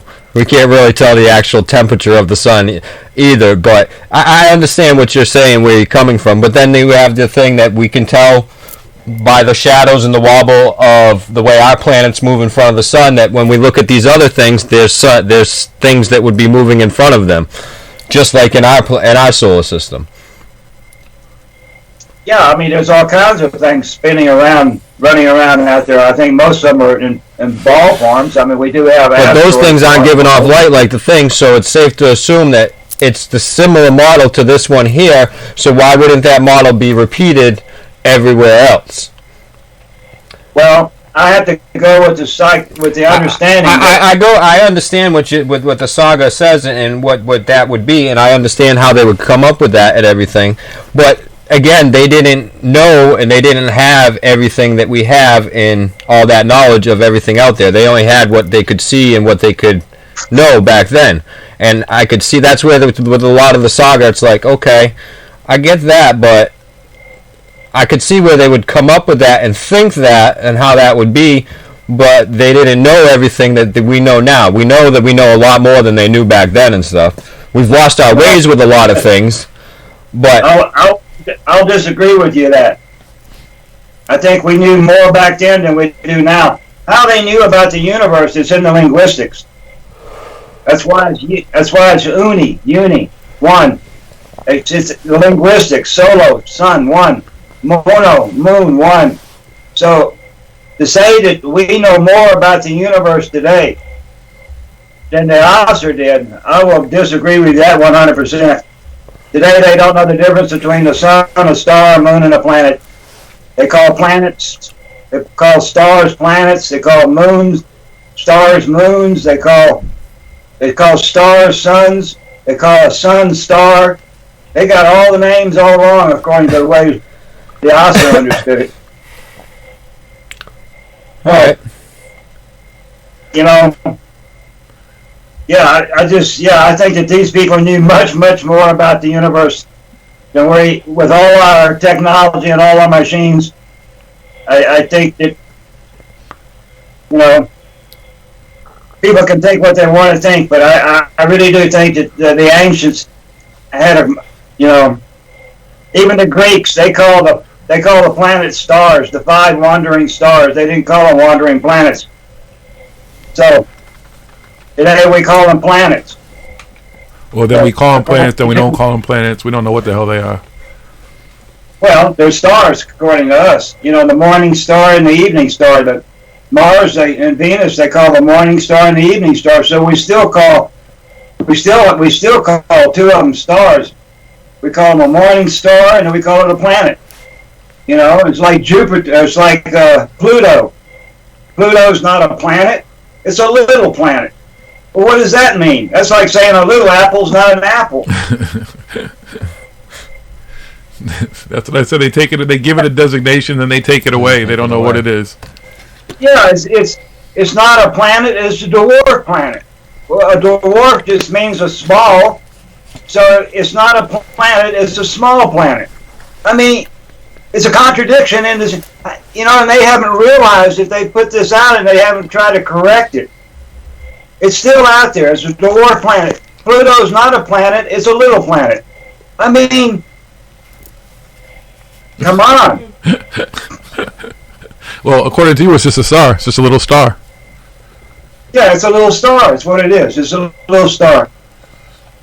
I get what you're saying. The people who can control all this stuff, if they want to create filters or send you back pretty pictures telling you whatever something is, they can call it whatever it is. None of these people have touched any of this stuff. Supposedly a few people have touched the moon, let alone anything else out there. It's not like man has actually gone out there and seen all this stuff. We're counting on the images that they send back with their robots and their satellites and their rovers and all that stuff. We were doing a story earlier about them taking soil samples and then sending them back here to Earth so that they can figure out what's up there on these this asteroid or whatever. That's what Japan is doing right now. So I get what you're saying. I tell you what they're going to find already. The word soil is made of soul. All the soil on this land, on our earth, all the soil is dead, rotted, organic matter. That's what soil is. So if you never had life to die and rot and become soil, you only have rock or sand or something like this. They won't find any soil up there because there's nothing that's dead and rotted away. Yeah, I mean, it just looks like a rock anyways. They've shown small images of it. It's just a rock floating through space. Yeah, I mean, you know, it's like, I mean, the whole idea of going to Mars, I mean, you know, well, there's no Walmarts there, there's no Costco's, there's no air, there's no water, there's nothing. I mean, just even think about going to Mars to try to live is just a joke. Well, their idea too is by the time we got there, that there'd be Walmart and movie cinemas and every other corporation are either going to corporatize space. So the idea is to go to Mars and create this whatever dome or whatever people can live in and function and blah blah blah, and then figure out later how to make it habitable and create an atmosphere and make it more Earth-like. You know, it's to give these people who've got these high-paying jobs making spaceships and making all this outer space stuff, is to give them a way to make money and have a reason for being alive. But, you know, there's nobody out there. There's nowhere else to go. This is home. There's no reason to even be out there. To tell you the truth, there's no reason. If people understood the SaGa, they'd stop putting stuff out in space, looking for somebody and looking for another place to live. I mean, it's all just you know. They're not worried about their home. They gotta have another home. They gotta do what they did here. Yeah, I've been saying this lately too. I'm like, they want to go from one dying planet that they're killing to a dead rock. What's the point? What's the point? What's the point? Why don't you just put that time and effort and save the planet that you're on, that you're killing? It's not good enough, man. They've been everywhere here. They're still conquering stuff here, but they pretty much, got a lot of what they want. They're still fighting over stuff here. Like, why not go someplace and start something there, man? We can create a whole new business out there. Let's corporatize it all. Vacation spots and everything. Take a vacation to Mars. There you go.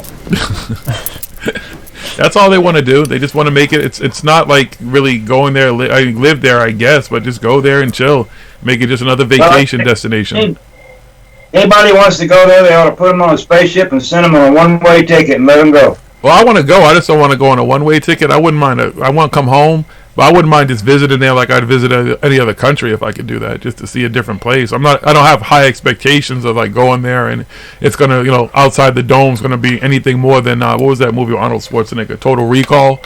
But other than that, I don't have high expectations of it being like some great. But it'd just be cool to see. Like I would go to any other country and see the landscape and stuff like that. I'm not against that. Yeah, but the thing about it is you can go out into the desert and sit there and there's not even any cactus growing. Mars, it'd be pretty neat for about the first 15 minutes, and you get bored as shit. I mean, there's nothing to do. There's nothing to look at. There's no green. There's no water. There's no clouds. I mean, it's a pretty boring place if you compare it to where we're at. Yeah, I hear what you're saying. Nothing wrong with that. I don't know. I'm just an explorer. Just to touch another planet, I think would just be cool. I don't have high. I don't want to live there. I don't want to, be part of a colonization or any of that. I just like to go see it, maybe for like a week, like I would do anything like a vacation, and be like, all right, this is cool for a week, but I want to go home now. Let's go home. Yeah. I'll let you guys do. Yeah, I'll just stay here. I'll send you pictures. I'll send some video. Yeah. We can FaceTime or something, and we can Skype while I'm on Mars. Yeah, I hope your spaceship starts up again. Well, yeah. Listen, let me explain something to you, Jim. I have no expectation of being any one of the first 100 million people to go. I'm not trying to be any kind of pioneer and just go. It's like anything, like with the airplane and stuff, or a boat, or it's I know at this point that I can fly and it's safe, and I can go on a boat and it's safe, but I'll wait till it's safe and it looks like it's easy. It can't be one of those 6 month, 1 year trips, or whatever. It's got to be more of like a hyperdrive or something. So I have high expectations of that kind of space travel, though. I tell you, the reason I've traveled the world the way I have, this planet, it's not really for the scenery. It's really for the culture. I travel to see the people who live in those places. That's what I'm really interested. I'm interested, India's got deserts and rivers and mountains just like America. So, they don't have any kind of nature over there that we don't have. But their food, their dress, their music, their people.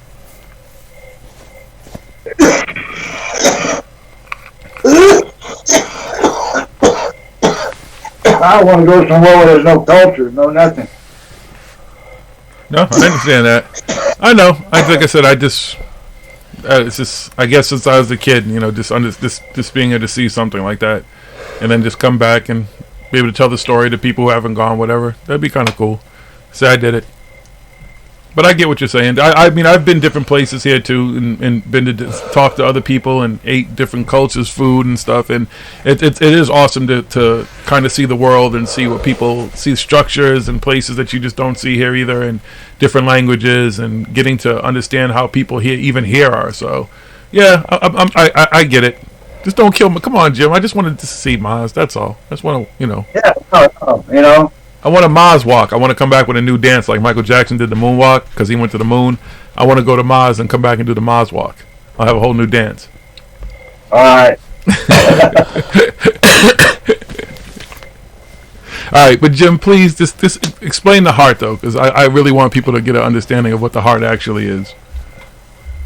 Well, I can't really add much to it what I said last time, but I'll go through it again. That we do have these sayings that we all use.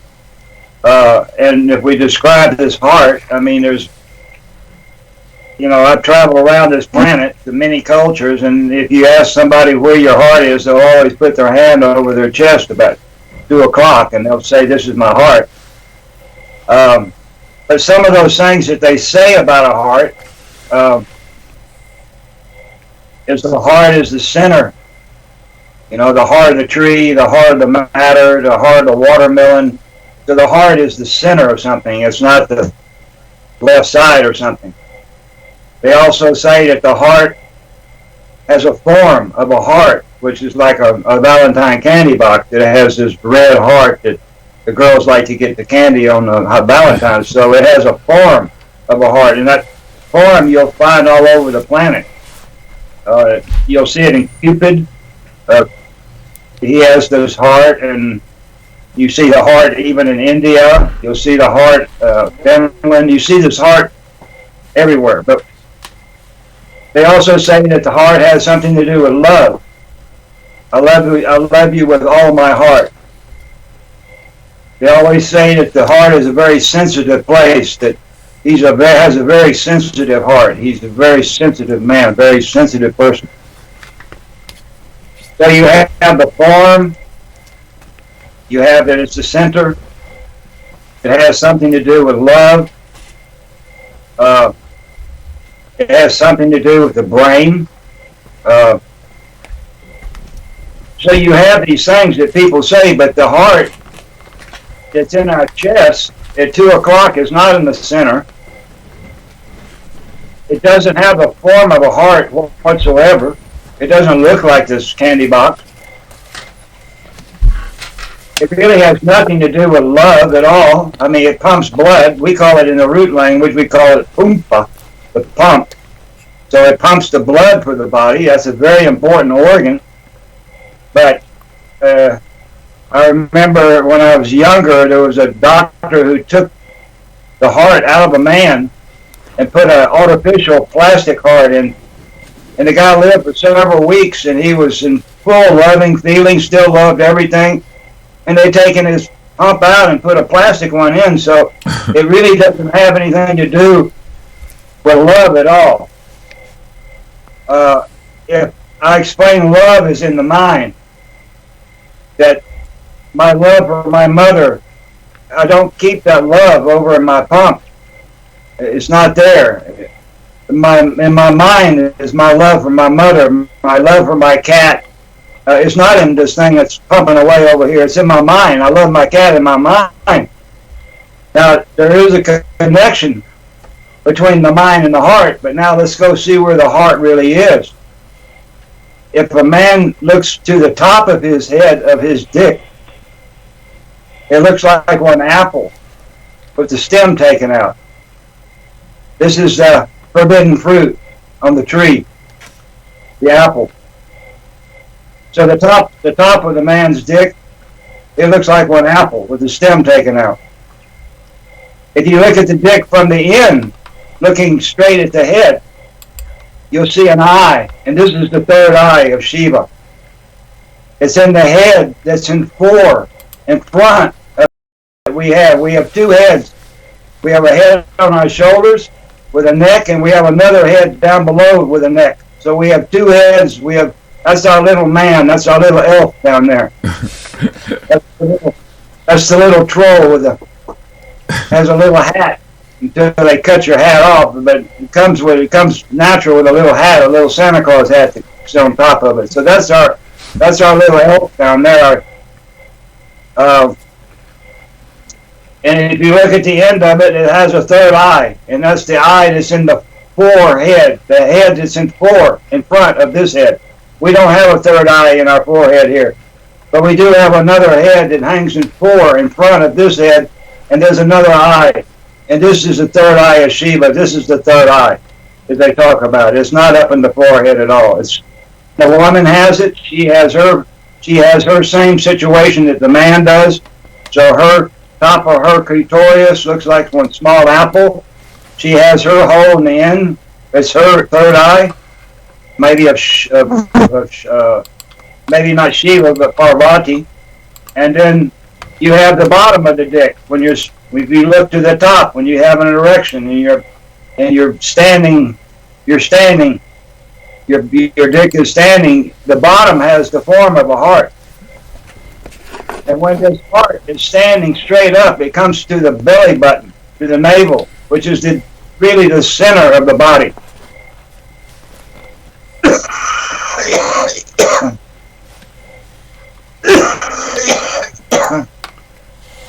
The neck of the dick, where the neck is the most sensitive place of the body. So, if you have still have your foreskin, this foreskin, it protects your heart. So you can have a soft heart. If they take your foreskin away, then your heart is constantly rubbing on your trousers, and you become not such a soft heart anymore. You have more of a hard heart. We become less and less sensitive when they take our foreskin away. So in the old times, they would have never, ever even thought of doing this child mutilation, because that's what it is. It's called child mutilation. Yes, it is. You take, and actually there's over 100 deaths a year in America from this procedure. It should be outlawed yesterday. It should never be practiced anywhere on this planet ever again.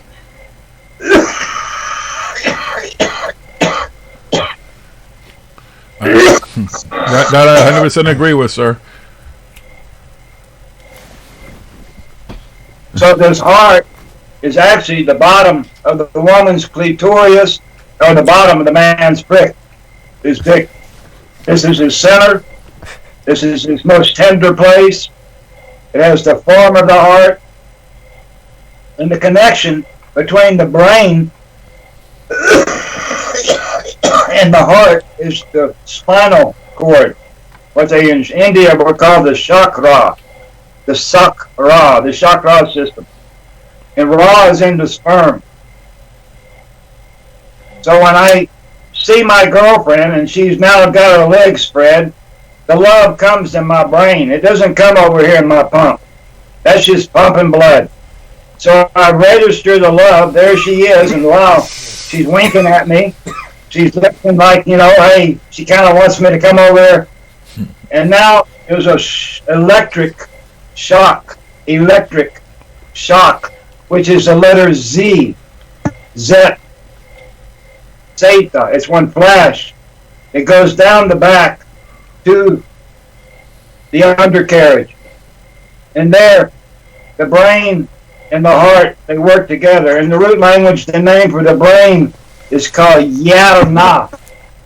And the name for the heart is called Yarta. Yarna, Yarta. So the heart and the brain are connected. And this is his heart story. It has nothing to do with this pump that's sitting up in at 2 o'clock in your chest. You can take that out and put a plastic one in and still love people. So. Absolutely. Yep, that makes all the sense in the world. Yes, it does. Now, every time we talk about the heart or love, whatever, we're like, okay, it has a little bit of a different meaning. Well, a whole different meaning. Just that knowledge right there. Just knowing something, yeah.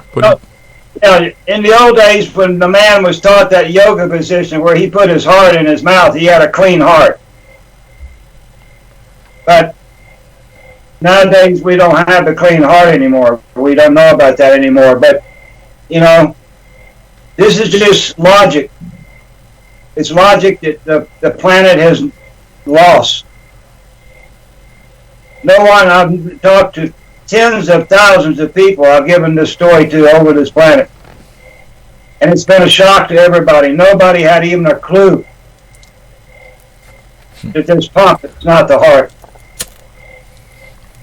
Well, it makes more sense than anything I was ever taught about what it makes more sense, exactly. And I mean, I've always thought that general area, because if you look at it in certain ways, especially if you look at a girl's butt, sometimes with the behind, it kind of looks like a heart and stuff like that. So, and then when she looks with her legs spread, if you're not looking up close at it can look like a heart shape and everything. More than this looks like a heart shape. So Yes, I always can. thought that was more thing. But the way that you explain it and how when you say exactly where the heart is and stuff, it just makes way more sense and stuff. I mean, again, like you say, I could take this heart out and I can put a plastic one in here and I'll still be alive and I'll still love my wife and I'll still love my kids and everything like that, and I'm not going to have my heart.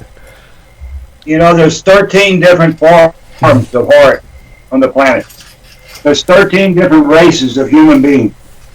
Pure races, and they still exist today. And each of these races of people have a different form of heart. Maybe I'll give these 13 races real quick. I don't think I did it in the last one, did I? Did we talk about? No, we didn't we didn't do the 13 and stuff. I don't think we did the 13. I just watched some of what we were doing, and I don't remember that. I remember watching it in the SaGa, but not in when we talked about it. Well, we're going to talk about this hard. I'll talk about these 13 races, because this is one way you can, in the future, you can see what race you really are. I'll start here where I'm at, here in Hawaii. This is called Polynesians, and all Tahiti, Samoa, Easter Island, all these islands in the Pacific. These are called Polynesian people, and they're a pure race of people, and they're millions of years old. They're from the Paradise time. If you leave the Polynesia, you go to Australia, and there you have a person called the Aborigine, and he's a pure race of people. He didn't come from Africa. He doesn't look anything like these Polynesian. He has his own outlook, his own culture, his own music, his own food, his own dance, everything.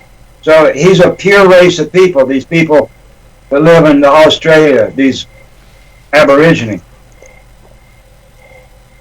Polynesian, Aborigine. You go up from the Aborigine, you come to a third race called Hindu.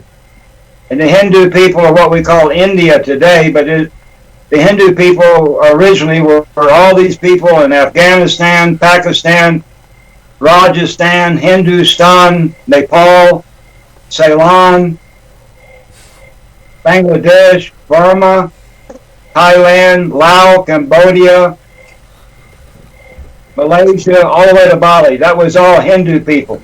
That's the third race. The Polynesian, the Aborigine, and the Hindu people. Above the Hindu, you have a fourth race. They're called Chinese or Asian. And they have a beautiful special eye, these Asians. They're my favorite eyes on the planet. I just love these Asian eyes. They're just too much. But anyway, the Asian, he's different than the Indian, the Hindu. He's different than the Polynesian, and he's different than the Aborigine. He's his own race, what we call Chinese today. If you come over from China, you come to what we call the old Hellas, the old Greek Empire or Persia. And this is all Middle East, all of Greece, all of these countries, Iraq, Iran, all these countries, Turkey. These are all one race of people originally, called Hellas people or Persian, Persia. If you go from there, you come to a new race called the Roman. And the Romans are Italy, Portugal, España, Morocco, Algeria, Libya, all these people, and a part of Egypt. All these people that live around the Mediterranean, these beautiful people with this honeycomb nose and beautiful skin. This is the Roman race of people. If you come to South Africa, you come to what we call the blue people. We call them blacks today, but they're actually blue. These beautiful people from the south of Africa, they're their own race of people. They're not like these people in the North Africa or Southern Europe. You have Polynesian, Aborigine, Hindu, Asian, Hellas, Roman, and the blue people of Africa. 7. And now when you come over to the Americas, we have three more pure races. We have the Inca in the south, we have the Mayan in the middle, and we have the Aztec in the north. And these are 10 tropical races with 10 different parts. The Polynesian, the Aborigine, the Hindu, the Chinese, the Hellas, the Greek, the Roman, the Blue Man of Africa, the Inca, Mayan, and Aztec.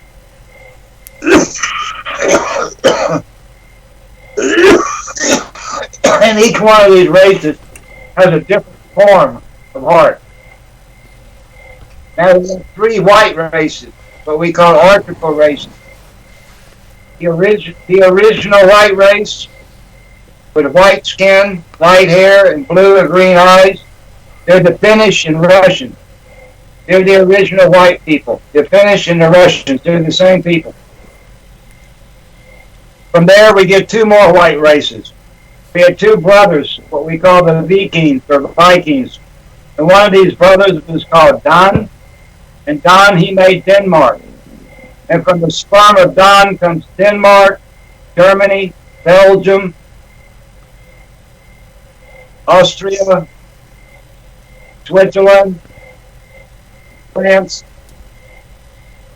And now the other brother was called Sven. He was the other Viking. And from his sperm comes Swedish, Norwegian, Icelandic, Greenlander, Scottish, and Irish. So we have three white races, and each one of those has a different form of heart. So, you know, there's 13 races of people, 13 different heart forms, according to the SaGa. And you can tell by the shape of each race's. Well, you haven't personally looked at them, but you know,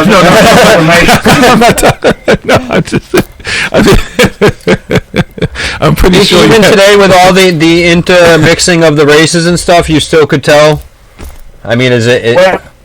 Or are you talking about people that are still of the pure race and stuff? If you go look at an Aboriginal, you can tell an Aboriginal from, you know, an actual Irishman.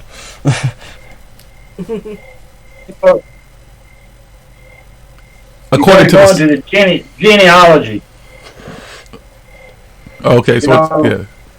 Who is your mother? Your mother's mother, mother's mother's mother's mother, your father. Okay. Her mother, his father. You got to go back and, like I say, like one red Indian. Let's say you go to one Navajo.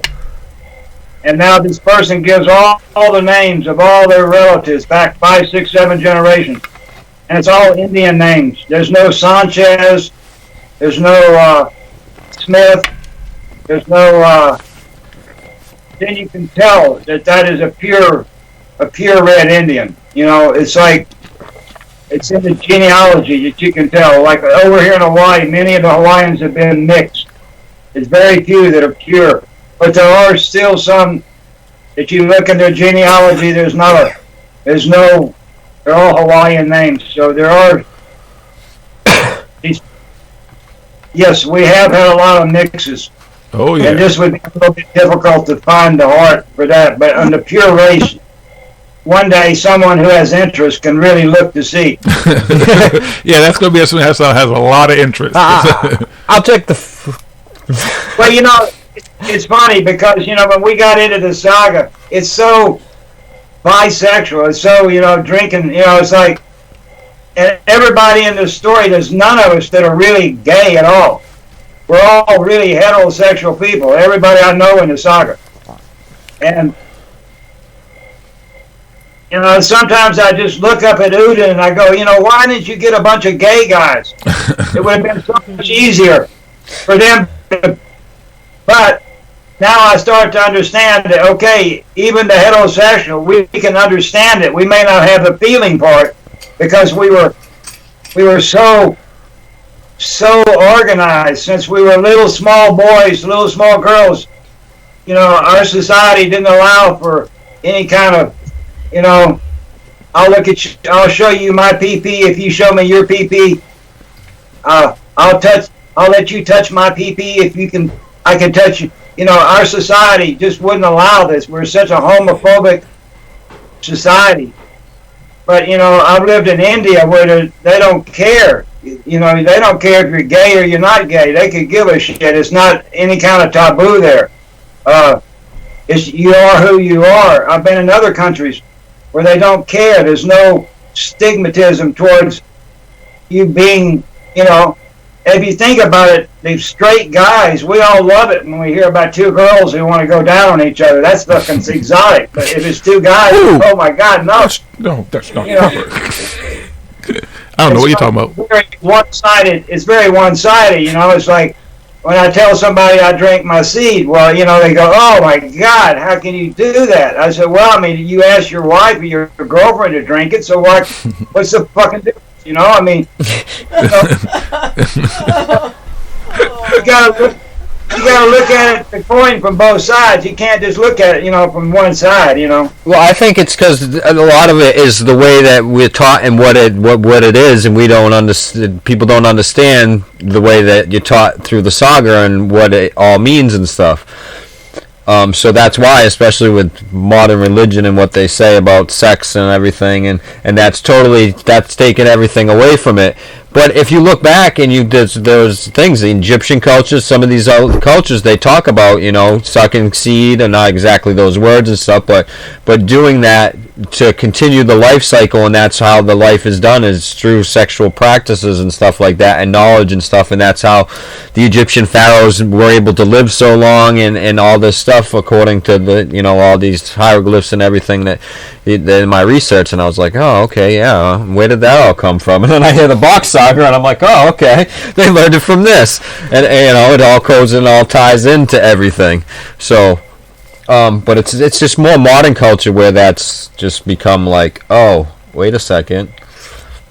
Where you know, I wanted to kind of tell a little story about how we died before. I don't mean to bring the conversation down, but I just think that this is one of the most beautiful stories I ever heard in my life. I mean, for me, it's just, you know, in these times, we all belong to family trees. Every family had a tree. And when we died, we were cremated and our ashes were put under our family tree. And there's another story why we did like that. But there was 4 things that the sun gave to the human being that we have that the animals don't have. The sun didn't give it to the buffalo or the elephant. And the first thing that we got from the sun, Frey got, was linguistics. And this is an incredible gift, because with the linguistics you can describe a tree, the color of the leaves, the shape of the leaves, the little small stem, you can go into much detail, where the animal, he can't give detail about what the tree. So with the linguistics, we can name everything in the nature, and we can describe it. And this is huge. It makes the human being completely something different than anything else in a way. The second thing that we got was fire. The first woman was given fire from the sun, Freya. The fire was given to the woman. The man, we could use it, but it was given to the woman through one lightning bolt. So the first woman on the planet, she had fire, and we made fire, and we needed the fire because there's something in the leaf of the tree that's very, very important. What we call tea, they call tay. And in this leaf, the word life comes from the word leaf. So inside a leaf of a tree or a leaf of a bush is a life. All this. And so the women, they made these stone pots. And they built one fire underneath this stone pot. They filled it full of water. And when the water began to boil, they pulled a stick out so it wouldn't boil anymore. Because you don't want to boil the life out of the leaf. And then they collected these certain kind of leaves. There's 2 kinds of leaves. One is a leaf they call blood. And it's waxy. You can't see the light through it, and you don't make tea from that. But the other leaf is called Lu, and Lu is where the word life comes from. And it's a leaf that you can put to the sun. You see the light come through it. So we collected these Lu leaves. We dried them in the sun, organic. We made these fires in these pots. We needed this fire to extract this power that's inside the leaf. In English, we call it sap. In the root language, we call it sav. And in the Finnish language, we call it mahala. But it's a special power that the women and the men, we both needed to drink tea. So we drank it from the beginning, and we needed the fire to extract this from the leaf. So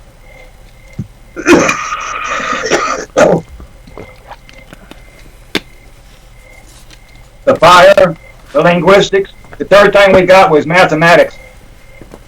We say mathematics with the TH, but in root language it's mathematik. Mathematik, and te is the T that they drank. And mama, mama is the female. So the women were given mathematics. It wasn't pate patik. And the fourth thing that we got that the nature didn't get was a walking stick. Because in the nature, when a bird can't fly and a fish can't swim and an animal can't walk, they fall down and that's their last day. The earth takes them back in.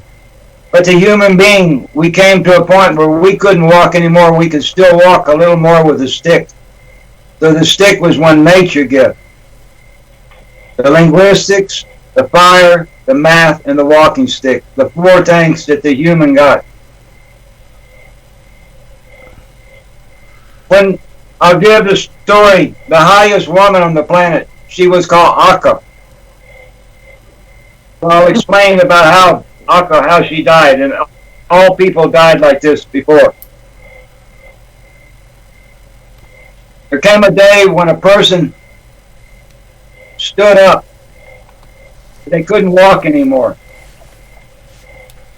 And at this point, they knew that their time was near. Because before we took example from the nature, we felt like the nature was perfect, so we tried to live like the nature. And when one day Akka stood up, she couldn't walk anymore. Now she get one stick, and now she could walk around with this stick. But everybody could see that the old woman now, she can't walk anymore without the stick. And then there come one day when Akka, she stood up with her stick, but she couldn't walk with her stick anymore. She could stand with her stick. You never wanted to wait till you couldn't stand. But she could no longer walk with the stick. And when she realized she could no longer walk, she sat down. And the word went out into her tribe, into her village, into her family. And now the grandmother, she can't walk anymore with the stick. So now, one by one, the people who had things to say to the grandmother, they would come one by one. They would sit down, and now the Akka, or the grandmother, she would say what she had to say. The other person would say what they had to say. They had their conversation.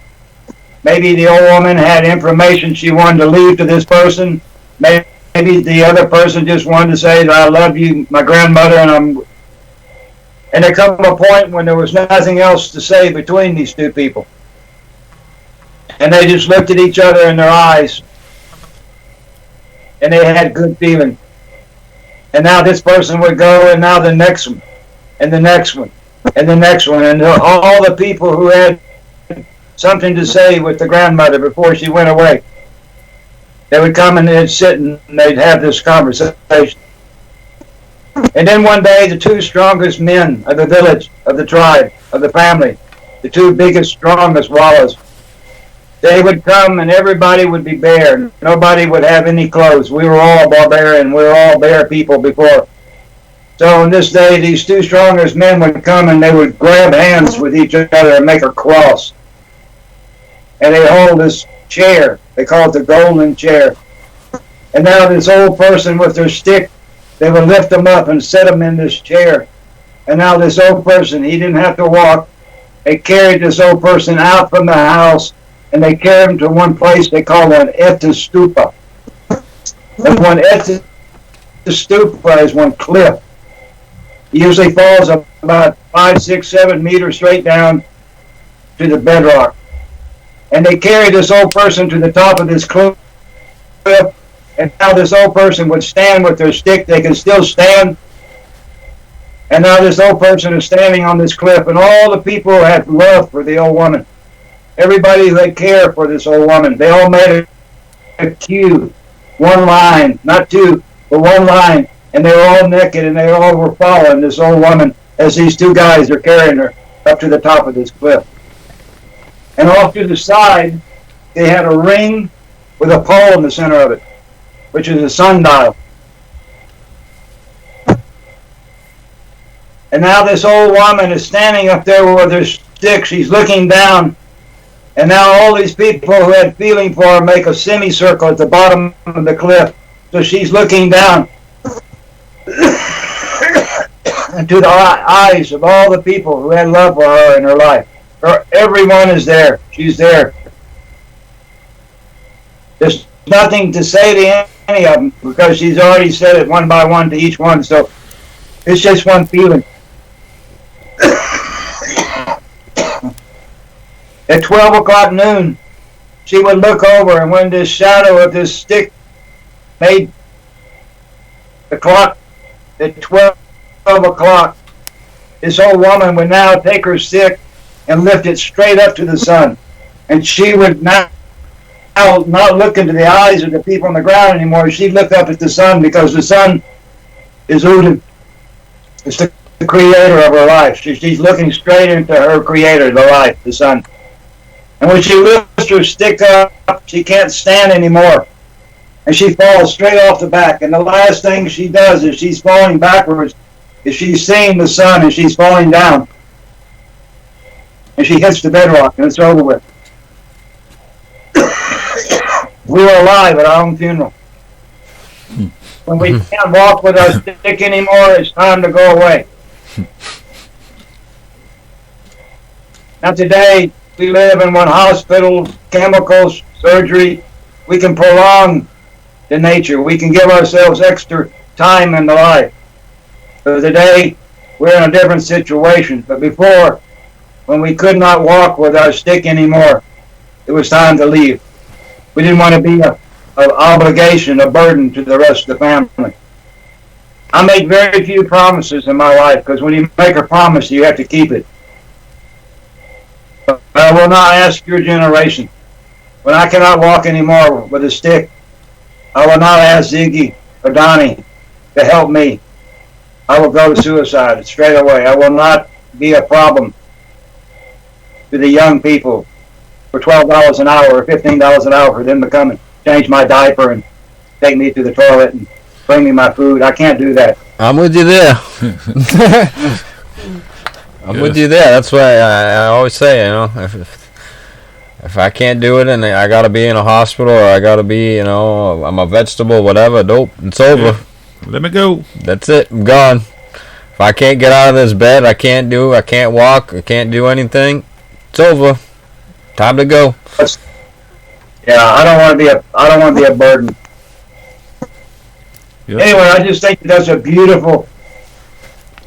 Yeah, definitely it is. It's I think it's more beautiful than what we do today at funerals and stuff like that. It's all morbid and but it's so sad and people go broke and they just it's such a big. It's a huge business. It's funny. I said this, Jim, to somebody the other day. A bunch of young people. I said that there are people who in their lifetime, the only time they've ever ridden a limousine is to go to a funeral. Not a prom, not just for a party, not to a club, not just for a night in the town or anything like that, but because they went to a funeral in a limousine. I don't get that. Like, it's okay, I guess. It's a big production. Well, number one, when you die, I think I explained that the spirit is in the breath. So when I take my last breath, as I exhale my last breath, my spirit goes into the air.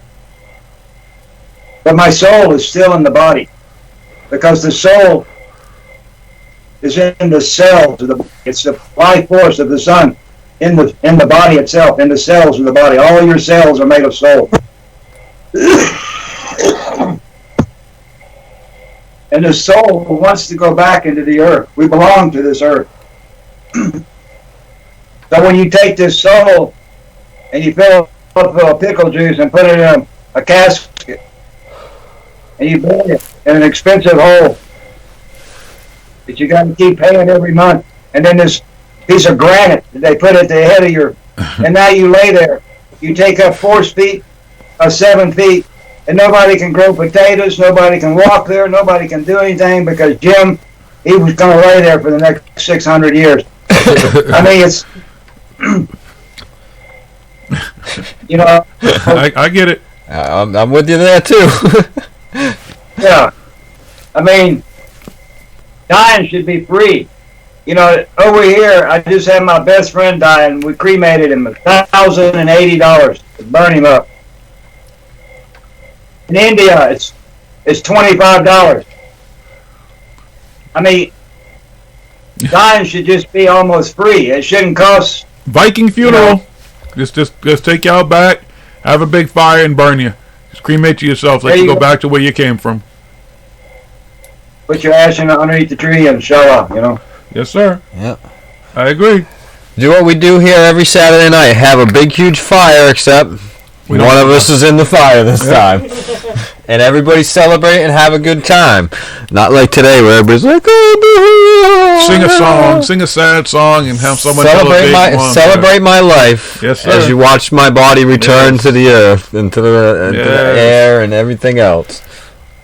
That's it. That's all you can do. That's what they used to do. Now it's just. I've been saying that long before I heard the SaGa. I've been saying that since I was like a teenager. Yeah. I've always said that. I was at a funeral. I was like, said to my mom and stuff. I was like, I'm not. When I go out, I'm like, this is not me. I said, y'all are partying. That's my dying wish. Everybody parties. Sure, I didn't think I was gonna live this long, but yeah, I've told people too. Like, yeah, I'm good. You don't need to make a big production and go broke and everything. Find the cheapest way to cremate me and spread my ashes somewhere, and I'm gonna go back to where I came from. Keep it moving. Yeah, I don't even want a funeral. Yeah, I want a celebration. Just get together and smoke some weed and talk about what Jiggy used to do and the good times and keep it moving. No tears need to be shed or anything. It's just this natural progression. It's just part of life. Actually, Ziggy, they can smoke me. I got so much THC in my. Well, I always said too that like use my ashes and stuff and turn me into a plant. Use my body and grow a plant above me. If you really think about it, everything living is a parasite. Even the human being. We're living. The earth is our host. We're living off the earth. So we live off the earth. Everything is living off of something else. And so when we die, our ash is fertilizer for the next thing to grow. I mean, the bottom line is that. I mean, it's like we start off as one little sperm. We end up as 3.5 or 4 pounds of ash. And that ash you can grow sweet potatoes in, you know. Oh yeah, absolutely. You grow all kinds of stuff with it. That's what I said. Grow some weed. Just take my ashes and turn it into a plant. That'd be a novelty, huh? We made somebody exactly a little bit. And then you just keep smoking meat through osmosis. Every time you're smoking weed, that's from the strength. There you go. See? We could have a little bit of Jack Harris ash in all of our plants, you know. Exactly. Yeah. Absolutely. Let's do it. Let's do it. See? Cheapest way. Just cremate me. Keep it moving. They got to let you do it. It's my dying wish. Nobody can deny that for you. Nope. Exactly. Absolutely. That's a good way to go out. No funerals, no sad shit. There's nothing to be sad about. You live a good life. Live your life. However you lived your life, it was a good life for you to celebrate you. The people who know you best know how they celebrate you and stuff, and that's the way it should be. No big hoop. I mean, all you can really hope for is a few people are saying some nice things about you. That's all that, you know.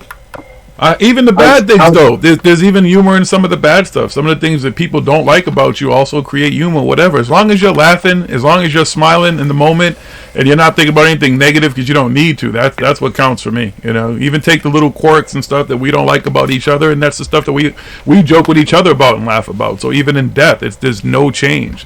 nothing is off limits. Just keep it moving, keep it laughing, keep it joyous. There's nothing you can do about it. That'd be a good way to go out, though. Off the top of a rock with a bunch of naked people standing down below watching. Yeah.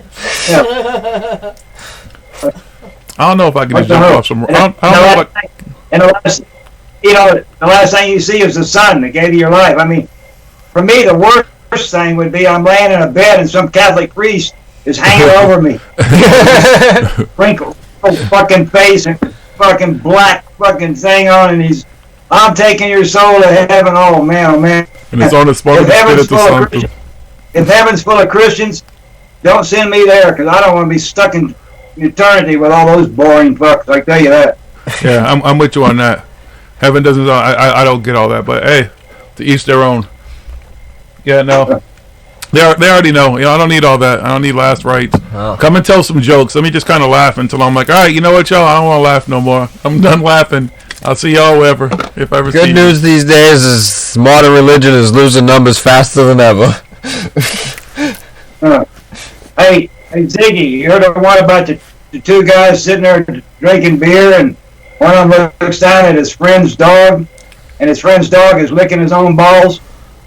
And the one guy says to his friend, he says, God damn, he says, I wish I could do that. And his friend said, well, you probably can, but you better pet him first.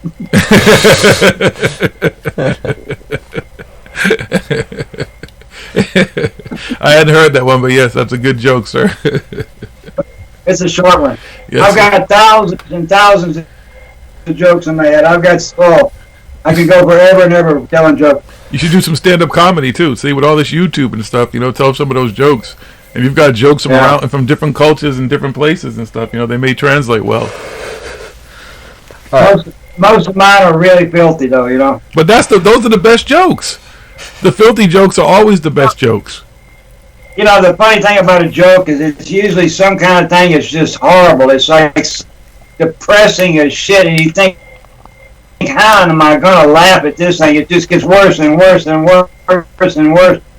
And something in the end, the punchline comes and you just laugh. It's something that, the secret to jokes is timing. You got to have the perfect timing.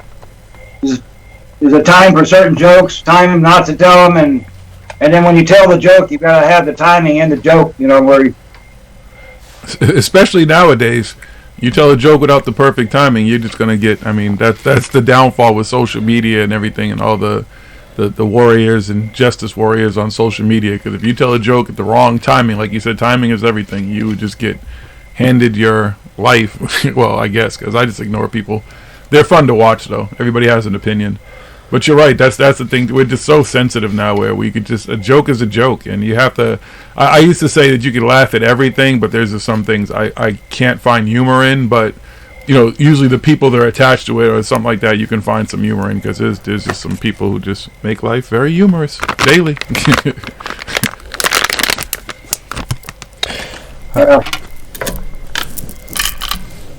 Let's see. Oh, I don't know. What do you say? I'm trying to get something that fell on the floor. Sorry. Technical difficulties in the studio. He's just picking up something, so you hear the mics moving around. You there with us, Jim? Yeah. Yeah, again, listening to you tell the story, and you don't really skip a beat. It's not like you even question any of it, and it's just so, you're so well versed when you speak of it, how you break down the language, how you connect all this stuff together. It's a wondrous thing that, when people, I know some people hear it and it's hard for them to discern some of the stuff you're saying because you're telling pieces of it. But that's why I like people to go and, do your research for yourself about what he's talking about. He has spent a lot of time, making videos, and people have taken the time to sit down and talk to him, even like we're doing. And the thing to do is, before you judge it, you have to go and do your research. It's like with the Bible and everything else. I know people, I know the Bible and I know religion and I know scripture, but did you read it all? And then did you go read the books that were taken out of the Bible? And did you read the Bible before King James Version? And did you read all these other books and stuff? And do you understand the connection? And where you bring it all together is where that's why I love the story. That's why it rings so true to so much of what we talk about here all the time. And it helps us to understand the languages and the stuff that we say every day, and that they have such a deeper meaning.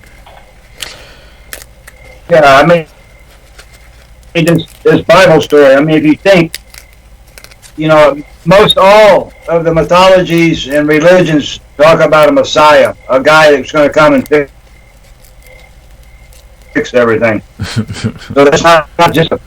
But if you really go to what the Torah book says, the Old Testament, it says that one day there will be a guy who comes along who will get the Holy Land back for the Jews. And this is the criteria for their prophecy. The Messiah, he'll come and he'll get the Holy Land for the Jews, but Jesus didn't do that.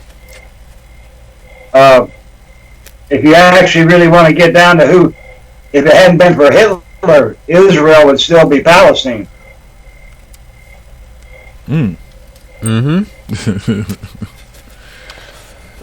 Agendas. Yeah, I mean, it was because of him, that they made this homeland. That's what the whole story about how we made Israel was, because we felt bad afterwards and did all this stuff. But now here's the thing. Now Hitler was looking for what the pure race. He wanted to do the pure race, the Aryan race and stuff. Now, did Hitler know something that maybe about this SaGa, and he was all about the Aryan, the blonde hair, the blue eyes. He was looking in the North Pole. He was looking in the South Pole. He was doing all kinds of stuff like that. Was it for something else that we just not sure about? That maybe he knew something of the SaGa or something like that, had some type of information, and was trying to bring back. And he knew something about the Jews and how they were, not what they say they are, but I'm not saying what he did was cool and everything for the people out there might be thinking that or whatever. I'm not going into any of that, but I'm just saying if you look at it and stuff, he's talking, he was doing these things and saying the stuff, and when you listen to the SaGa and stuff, and what the SaGa is saying is this original race, this blonde hair, blue eye, white people and everything, and in the SaGa the Jews aren't really good people and everything, and Hitler was trying to get rid of the Jews and wanted to have the pure races come back, and so I'm just I wonder, did he know something of this? What was his interest in that? I never quite understood where that was all coming from and everything like that, because he wasn't all Christian and stuff like that, like, oh, I'm Christian and I don't like the Jews or whatever, or Muslim and I don't like the Jews and stuff like that. So we know it wasn't that. He saw that the Jews were an impure race and was all about pure race and stuff like that. And when you listen to the SaGa and stuff, the Jews aren't really the holy people and all that, and they're not the pure, you know what I mean? Anybody that wasn't blonde and blue-eyed either, though. So the reason he did what he did was because if you went back pre-Second World War, the Gypsies and Jews, they couldn't own land. The Gypsies and the Jews are the same people. It's just one went for the Torah book and the other ones didn't. But they're the same people. They both come, the George Gypsy is something that comes from the word Egypt. Gypsy, Egypt. So the Gypsies, the Gypsy. So what happened was when this Krishna guy came to India, or to Rajasthan, to Hindustan, 3,800 years ago, there were these breeders. There was this whole caste system where you had one king who lived in a place called Pushkar, and his king was called Narkasur. And he was a very good king, and this Krishna came and he killed this king. They even say today Krishna killed this guy, but they don't call him the king. And of course Krishna wrote the book, so he made Narkasur to be, he ate children and he was a terrible thing, and now I came and saved, Hindustan. The Hindu people don't know that Krishna came from the West. They have no idea. Anyway, these people, I explained this on the Welcome to Rajasthan video, this whole Jewish story about how they left from Rajasthan. These guys, they were called Rajas, which were actually Rabbis before. And these Rajas were big, strong, big breeder guys. They were the sons of the Maharaja, who was the son of the king. So they they left and they went to Egypt, and there they stayed for a few hundred years, I guess. And this Pharaoh said, yes, you can stay in my land, but you can't intermix with my breed and with my race of people. So these people who had come from Hindustan, they were Hindu people, they bought the sitar, they came to Egypt, and now comes this Moses down from hell, Morsay, a woman, and she takes these people out of Egypt. And they say it takes 40 years to take them to the Holy Land. Well, I mean, if you look at a map, it's a 2-week walk from Egypt. They took the long way. Egypt. Yeah, it's 295 miles from Egypt to Tel Aviv. I mean, 295 miles. I mean, it's like, even if you crawl on your belly, you can do it in 2 months. I mean, it's like, it's not 40 years. But anyway, what the 40 years actually means is that it took 40 years, 2 generations of people to take this mythology out of their head and put this concept of this one invisible God in space of the Torah book. So some of these people didn't go for the Torah book, and they became the gypsies, and they left, and they just traveled around Europe. But this thing, these Jewish people, they're Hindu originally, and they were living in Germany, and they have some kind of high mathematics. They can run the money system. They run the money wheel today, actually. And these Jewish people could not own land in Germany, but they could lease the land, and so they leased the land, and they built factories, they built apartments, and now the Germans were working in the Jews' factories. The Jews were the bosses, and the Germans were paying rent to the Jewish landlord. And this Hitler guy was very nationalistic. He didn't feel like they should be paying these Jewish people. They shouldn't be working for these Jewish people. They shouldn't be renting from these. So he just said, let's get them all out of here.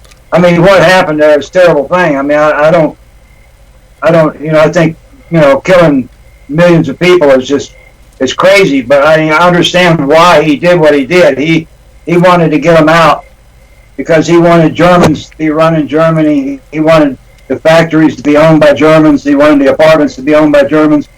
As far as the white race is concerned, he was into some kind of a cult.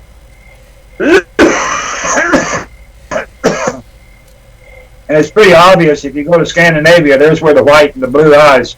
By the time you get down to Germany, England, there's been so much mixing that there's very fewer white people left in Germany. He wasn't even pure. He wasn't even a blonde hair, blue eye. That's why I'm like, what was his deal? What was his fixation on this? He must have known about, back when the races were pure and stuff like that. So that's why I always question that and wonder that. And I never heard about that whole land leasing thing and all this research I've done on Hitler and World War II and all that stuff. I never heard and knew about the whole Jewish thing in the land and what that's why he might have been doing that stuff, that evil shit that he did, which is really interesting. I think he wanted to make this white race and his blue eyes, these big white, 2-meter guys with, but I think he had nobody has a clue there's 13 races of people on this planet. I've not seen it anywhere. They want to break the races up in Mongoloid, Chinese, and Negro, African, and Caucasian. So they don't really have any idea that there's these 13 different races, and he didn't either. He just was trying to create some kind of super soldier or super white person. I don't know what he was up to. I don't know why I was picking white people. Hey, everybody likes what they like, man. That's what he liked. He was like, this blonde hair, blue eye thing, this kind of works for me. I like it. That's what I want my world to look like. It's definitely interesting. I gotta get a water. Everybody likes what they like. But I get what Smoke King's saying. The possibility that he maybe someone maybe heard some of the Bock saga and just wanted that to be also the race that he was surrounded with. That he wanted to keep it pure his way. Because he was into.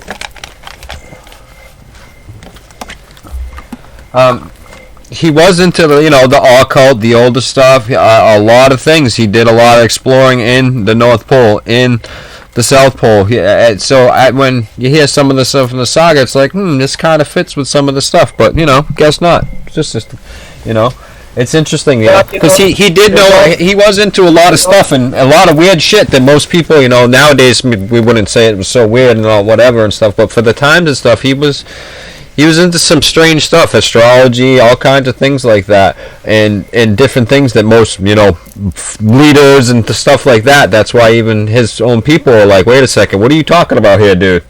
What's up? We got to do this because of what? You know what I mean? Yeah. All right. So that's why I always question, like, maybe he did have some type of information outside of whatever, and it might not have been pertaining to the SaGa, but I don't know. Because I've never heard about all the races and pure races in a story like that, except for when it comes to like Hitler and stuff. And I know that back in the day, there was a few of them, but I didn't know 13 and everything and all that. So it was just Yeah, there's bits and pieces of like we know about Atlantis because this Plato got it from some guy who had talked to the pharaoh, and so we still have the word Atlantis. The Hollow Earth was another story from somewhere. So there's many things that are written down about different North Pole and South Pole. There's supposed to be an empty cavern at the top of the North Pole, which there is. That's this temple and warehouse, this storehouse underneath. There is this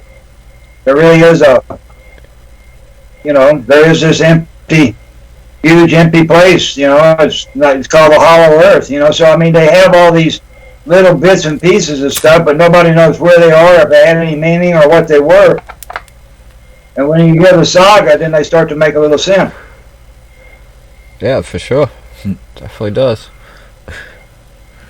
Well, didn't Admiral Byrd find the Hollow Earth though? Didn't he say he went in there? But there's a story. He said he found dinosaurs and a sun and everything inside the Earth, like the Earth had its own.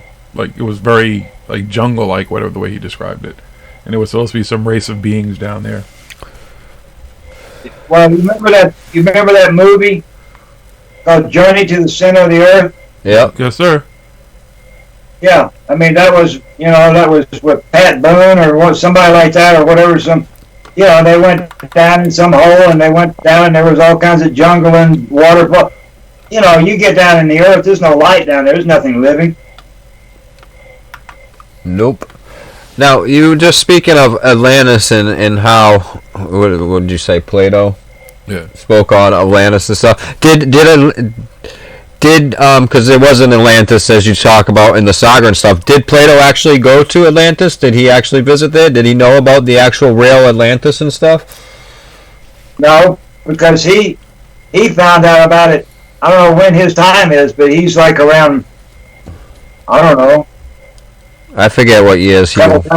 2,000 or 3,000 years ago at the most. I mean, I don't know. I don't really know what time he was at, but I mean, Atlantis, the end of Atlantis was 10,034 years ago. So he was never there. He just got a story. This first pharaoh of Egypt, he came from hell. He was. Atlantis was all the land's ice, which is this story. I have a video about it if somebody's interested about what the Atlantis really was. It's not Atlantis, it's Atlantis. Yeah. And it's where the white race originated. It's these people that were living up there around the Baltic Sea for millions of years, and we lost the pigment in our skin, and we lost our eyes started turning light, our hair started turning light, so there became this, what we call an article race of people. And this first pharaoh that went down from Finland to Egypt, he took the story of Atlantis. So in the house of the pharaoh, in the court of the pharaoh, this story, the first pharaoh was white. He had blue eyes. He came from Finland. And he came down and he has this knowledge about how to build these pyramids. So that story lived in the court of the pharaoh until the time it got passed down and passed down and passed down, as they did in those days. And then when there was some guy, it wasn't himself that was in. It went to Egypt and heard this story, and then told Plato. So it was just some kind of oral tradition that this family of the pharaoh had kept, and it got passed down to the Greek, and so he wrote a little bit about what he heard, but he lived thousands of years after the Atlantis. The Atlantis, we have three periods of time on this earth. We have what we call the paradise, or what in English we call the paradise. And that's when the planet was sitting straight up and down. There was no ice on the earth. The whole planet was tropical. And then one day the planet tilted over. And the sea evaporated to the top and the bottom of the planet, and the ice came down and covered both the top and the bottom with ice. And this is the ice time, so what we call the Atlantis time, all the land's ice. And then we have a new time that's coming. We're still in the ice age. There's still ice on the planet, so we're still not through it. But it's melting away. And when it melts away, the planet will tilt back up, and we'll be back in the paradise. So we'll have back to this tropical Earth again. So we have these three periods of time: paradise, ice times, and the new paradise. There'll be less land, obviously, too, with more water. Won't there be less land? Well, not really, because, when you look at these giant deserts that cover so much of the middle of the planet, those deserts were all rainforest at one time. They were all covered. They find dinosaurs, all kinds of stuff out in the desert. So it hasn't always been a desert. So when this planet tilts back up, I think that the distribution of the water will be more even, like it used to be in these.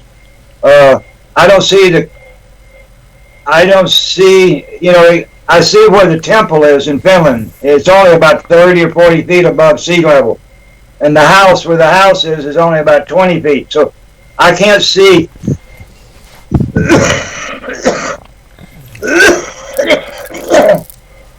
If you take a glass of water and you fill that glass 3/4 with water and you put it in your freezer, tomorrow morning that ice will be up over the top, expand.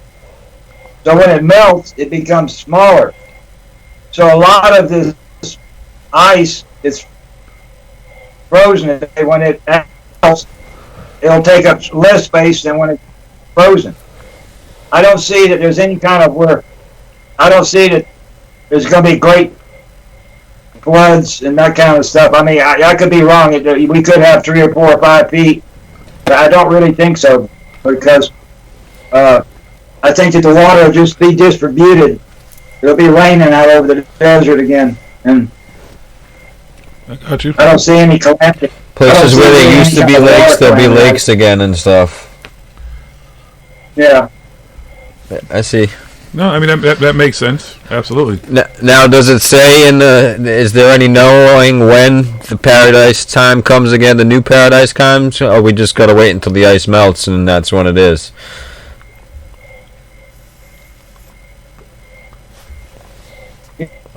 When man starts to make his ring again.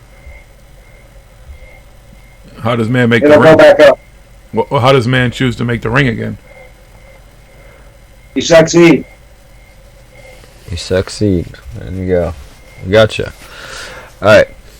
So now everything in the saga is his story, right? Now you say is that all? The women made the story. The men, we tell the story, but the women made the story. All right. So there's the his story and the myth story. Is it the same thing in the end? The mystery, she came up with the mystery, and then the man tell the story and as the his story.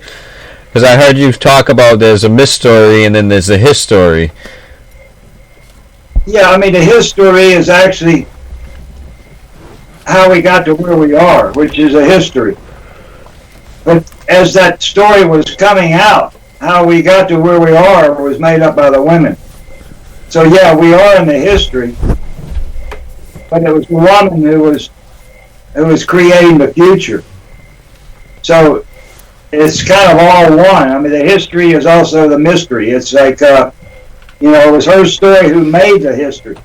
So it's I don't know where to go. So the mystery made the history. Yeah, it's kind of both the same. Now the future, I don't know so much about the future. I mean, I do know you can look in linguistics. There's a few things we know the pole's going to shift. The paradise comes back. The understanding comes back. The SaGa, the language comes. Everything comes back to what it used to be, almost, except we won't have a Bock family. But we live for millions and millions and millions and millions of years on this planet in peace and harmony with nobody being sick. That's what we want again. We want a planet with no hospitals. We want a planet with people happy, people getting along with each other. So the SaGa tells us how we can have that, but we have to strive for it. It just doesn't come. There's certain things we have to do to get it back that way. That makes sense. Yeah, definitely makes sense. Because we are definitely lost in our ways, and we need to get back to doing something that we used to do. That's for sure. I just tell people to do what they're doing, continue to, just be who you are. Everything will take care of itself. It's like there's nothing that I have to do to change. I mean, I try to change some things. Everybody wants to live a non-consuming, happy life, with friends and nice food and nice things, but, not luxurious. So I don't know. I mean, I think we should try to live as we speak, so I try to live the life that I speak of. I mean, I can't live a completely natural life because I don't live in a natural planet anymore. I have a car out front. I have a computer sitting here. But I don't have many luxuries at all. In fact, I don't have any luxuries, really, except for just transportation and this little 7-inch. I don't even have a good tablet. It's a little Samsung 7-inch tablet I live in. I just tell people, don't vote, because your vote, every time you vote, you're accepting the democracy, and the democracy is the worst thing in the world. It's so far away from nature, it's unbelievable. And don't buy anything you don't need. And that's my two things to people. Don't vote and don't buy anything you don't need. So just buy things that you need and fuck off with driving to the poll to vote for some idiot that don't care about you anyway. Yeah, the problem is people don't understand what they actually need. They think they need all this stuff that they have, that they buy and everything that we do, and they don't, they don't understand that, need is, I need food, I need shelter, obviously in the modern thing we need electricity and running water or whatever, but people think that they need to have phones and tablets and computers and more than one car and houses and jewelry and all this fancy stuff nowadays. They think they need all that stuff, and they want that stuff, but they don't need it. They've mixed up what want and need is, I believe. 90 seconds. Don't worry about that. That's just blog talk. I tell you what, go to YouTube and look at some of these African tribes or these South American tribes where these people are living back in these banana houses. Yeah. Yeah, simple. They're happy. That's why, I mean, they say all the time, they show these people that are supposed to be living in these poor places, and they're savages and they're poor and they don't know anything, and but they look like some happy people living in their grass huts or their stone huts or their little huts and everything, and they're going down in the water holes. What's wrong with them? They need electricity. What I mean? They need religion. They need everything. They need all the modern things. That's what I try and I'm more I'm trying to be less and less. I'm not buying things unless it's something I absolutely need. If I could live in the woods, in a cabin and stuff, and live off the land, I would. But fortunately, I got a wife that doesn't want to do that. You got a wife and children, so you're in a not such a. It's not as easy for you to live the life I live. You know, if I had a wife and children. You can't just. Exactly. So. Yeah. Well, my wife's pretty good. She understands for the most part and stuff. You know, I mean, we live here and stuff. 10 seconds. She wants to move out away from the city too, but she doesn't want to be away from the too far away from the family. So it's kind of hard to find a place that's a happy medium and whatever, and you know. But And it's not easy to live out in the countryside, you know, because. Oh, you got to work. It's work to do that all that, everything, you know, live out there. But I don't mind, you know. I grew up outside of the city and doing all that stuff, and you know, I can grow my own food. I can take care of my own everything without all this other stuff, really. You know, we belong to the biggest slave system in the history of the human race. It's called the money wheel. And everybody's got to have money. You know, it's like, even if you live in the country, you still got to have a car, you got to pay for that, you still got to have a track, you still have to have these things that cost money. You just can't, there's nowhere you can live for free unless you're wanting to live like those people on the YouTube in Africa. They can really live for nothing. But our system, our society, would freak out if they had to live out in the bugs and in a little grass house and, you know, eat bugs and lizards and, you know, I mean, we're not conditioned for that. You know, it's like. Yeah, they deconditioned us. Yeah, they reconditioned. I always say that we need to be unconditioned at the conditioning we were conditioned. Yeah, that sounds about right. We need to be unconditioned from the conditioning we were conditioned. That's pretty good. I'll have to make that a meme. He's like, what's that? That's definitely good stuff. The programming. Get out of the matrix. We're stuck in the matrix. Well, you're stuck in the matrix. That's it. It's one of the realest movies ever made. But the matrix can be a nature matrix too. It doesn't have to be some kind of weird, you know. Yeah, we just need to get back closer to nature. I mean, we could do it and still have some of our modern luxuries and such like that. But we're way out of balance with things. Yeah, I see. You know, we need to be more in balance with things and stuff than what we are. You know.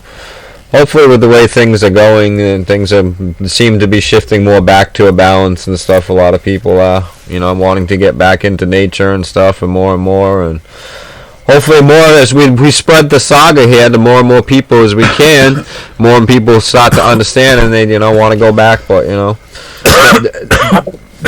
I ask people this all the time. Name me just one piece of technology that America has made that doesn't kill the earth. There's none. Just one.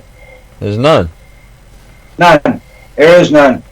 So all this technology that they've created, all this fantastic plastic devices that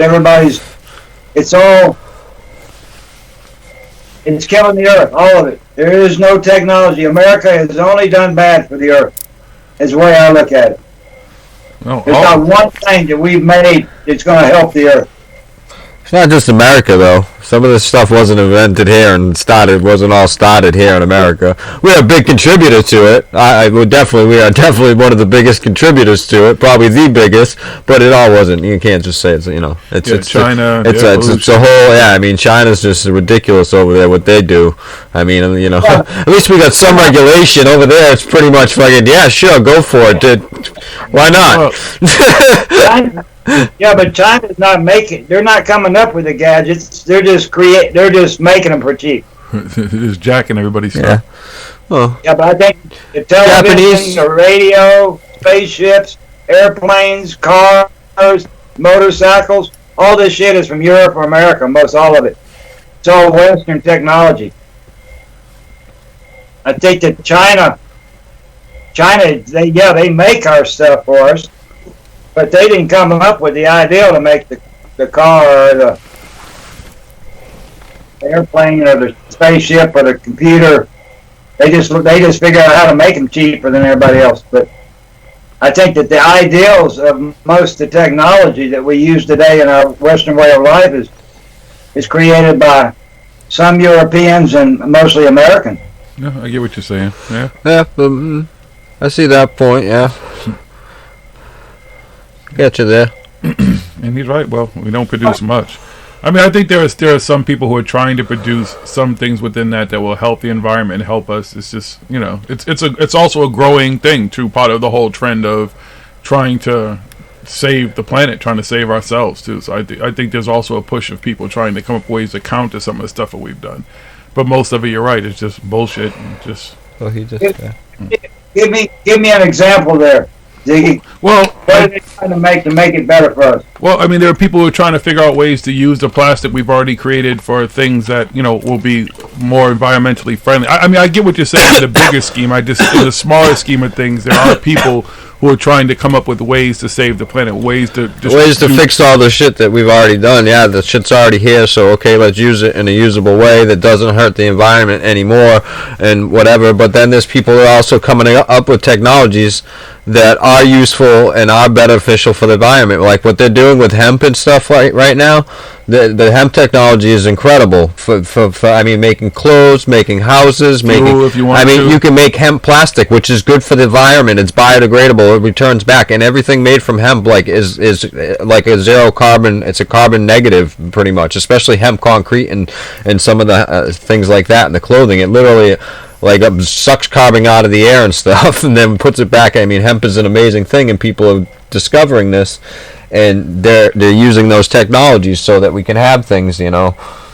But we've had hemp forever and ever. Oh, we've had hemp forever and ever and stuff like that, and we've known about some of that. But hemp was here, especially here in this country, was made into a bad thing. But now we're seeing that we can fix a lot of things with this hemp that was so bad. We were lied to. It's not that we were lied to, and now we can use this hemp and this plant to fix a lot of the problems that we have and stuff.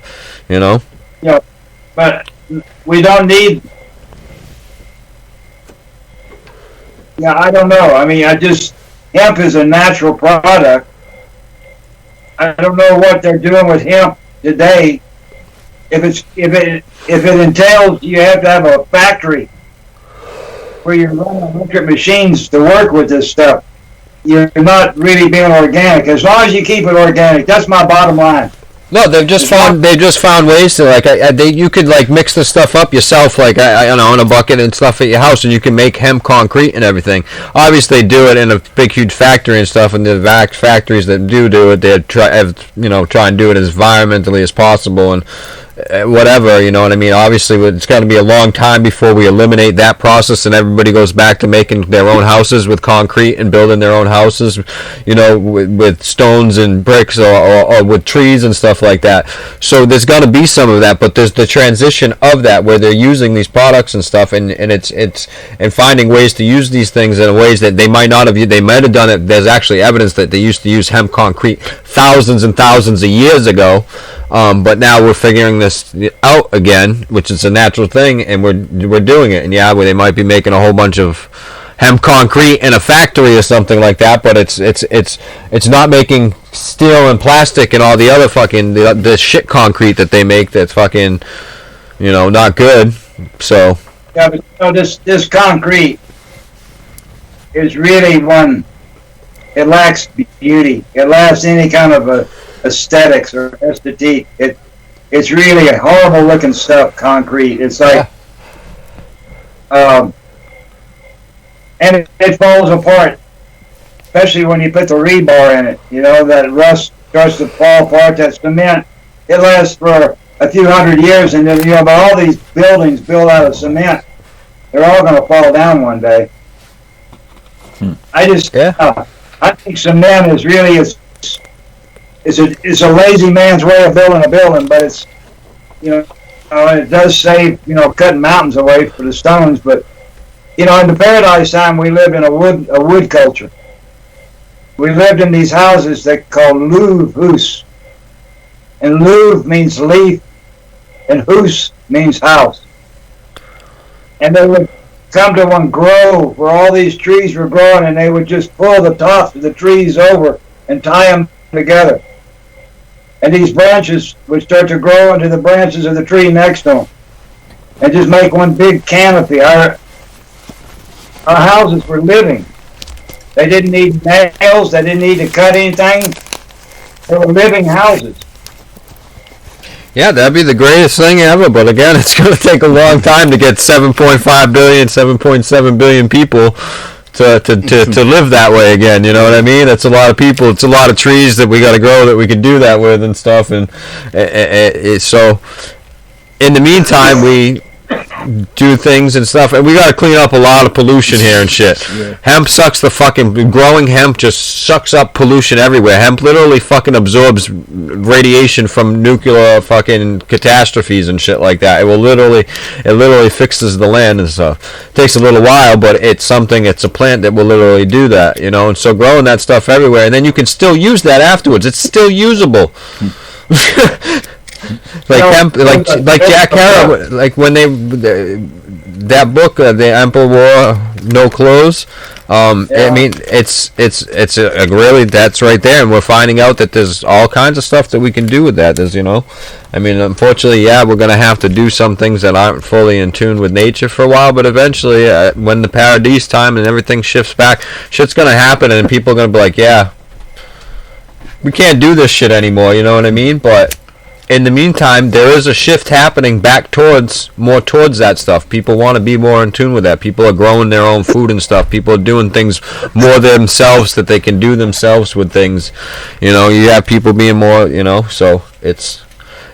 There was a book called 101 Uses for the Hemp Plant. And it gave 100 uses, and then number 101 was you can smoke it and it makes you feel good. Yep. They have 100. Yeah, I mean the plant's a magic plant. I mean it's very much a part of the SaGa. It's a huge part of the SaGa. Oh yeah, it's one of the most used. It's probably the most useful plant on the planet.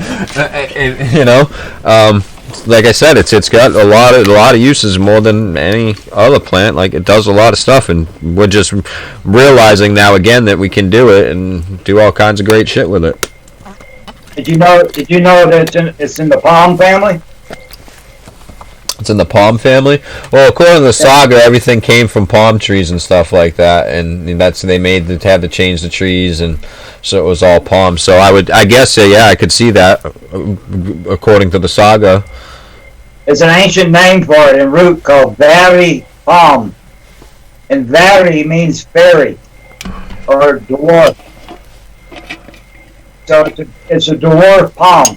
And if you look at the leaves look like palm leaves. Oh yeah. That's why I'm saying, yeah. If you know the SaGa, and I know I've listened to the SaGa the whole 3.5 whatever hours is it 6 times now, so I'm getting pretty good with it, Jim. I want to be able to tell the SaGa and stuff like you and know the whole SaGa, you know, as much as possible. So that's why I want to have you on and talk to you as much as possible too, because I know it's not all in there.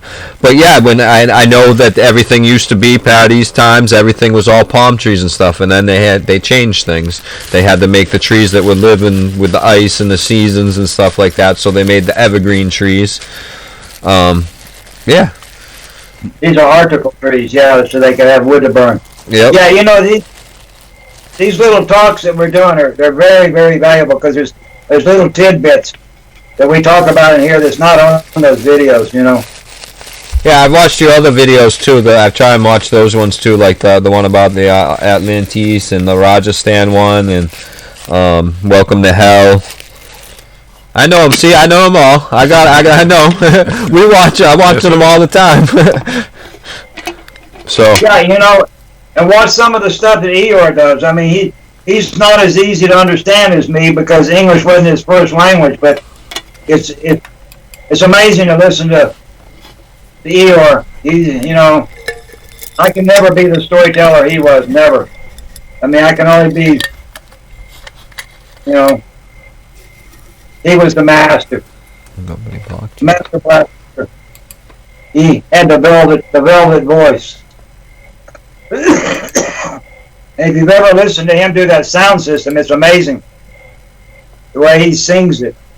There's one thing on there, on this YouTube, it's Eeyore, and he does the alphabet, and it's just amazing to listen to this guy.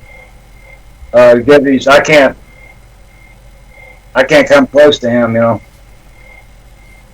Yeah, I know. I got what you're saying. We've actually listened to some of his videos and stuff, and yeah, it's again, we don't have the technology we have now. The clarity and stuff is a little bit harder, but I mean, you do a great job of telling the story, Jim. I mean, listening to you tell it with passion. You tell it from your real heart, which we've got a better understanding of that.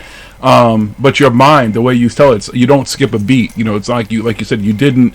For a period of time when you first heard it, you had questions and stuff, but you realized the questions were going to be answered as you learned the story. So you're a great ambassador of his story. I mean, he left the story in great hands. Absolutely. Yeah. I prefer your version over the Eeyore version when I listen to his.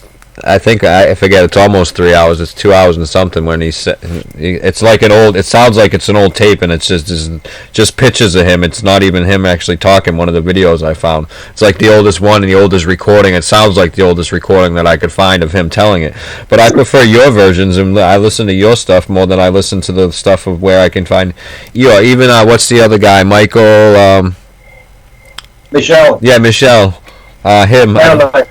Yeah, I've listened to some of his stuff, but I prefer listening to your stuff, Jim. I just, the way that you tell it, and yeah, it's much better hearing it from you and everything. You seem more, I don't know, like more than Michelle knows. I don't know, from what I gather. Actually, he knows more. When I need questions answered, I always have to get it with him. Well, he must not have that good of the stuff that I watched to him. I'm like, I don't know. It seems like Jim's telling more here, so maybe he needs better material out there. I'll have to look for more of his material. But when I first got into it, I was watching it. I was like, I like Jim better.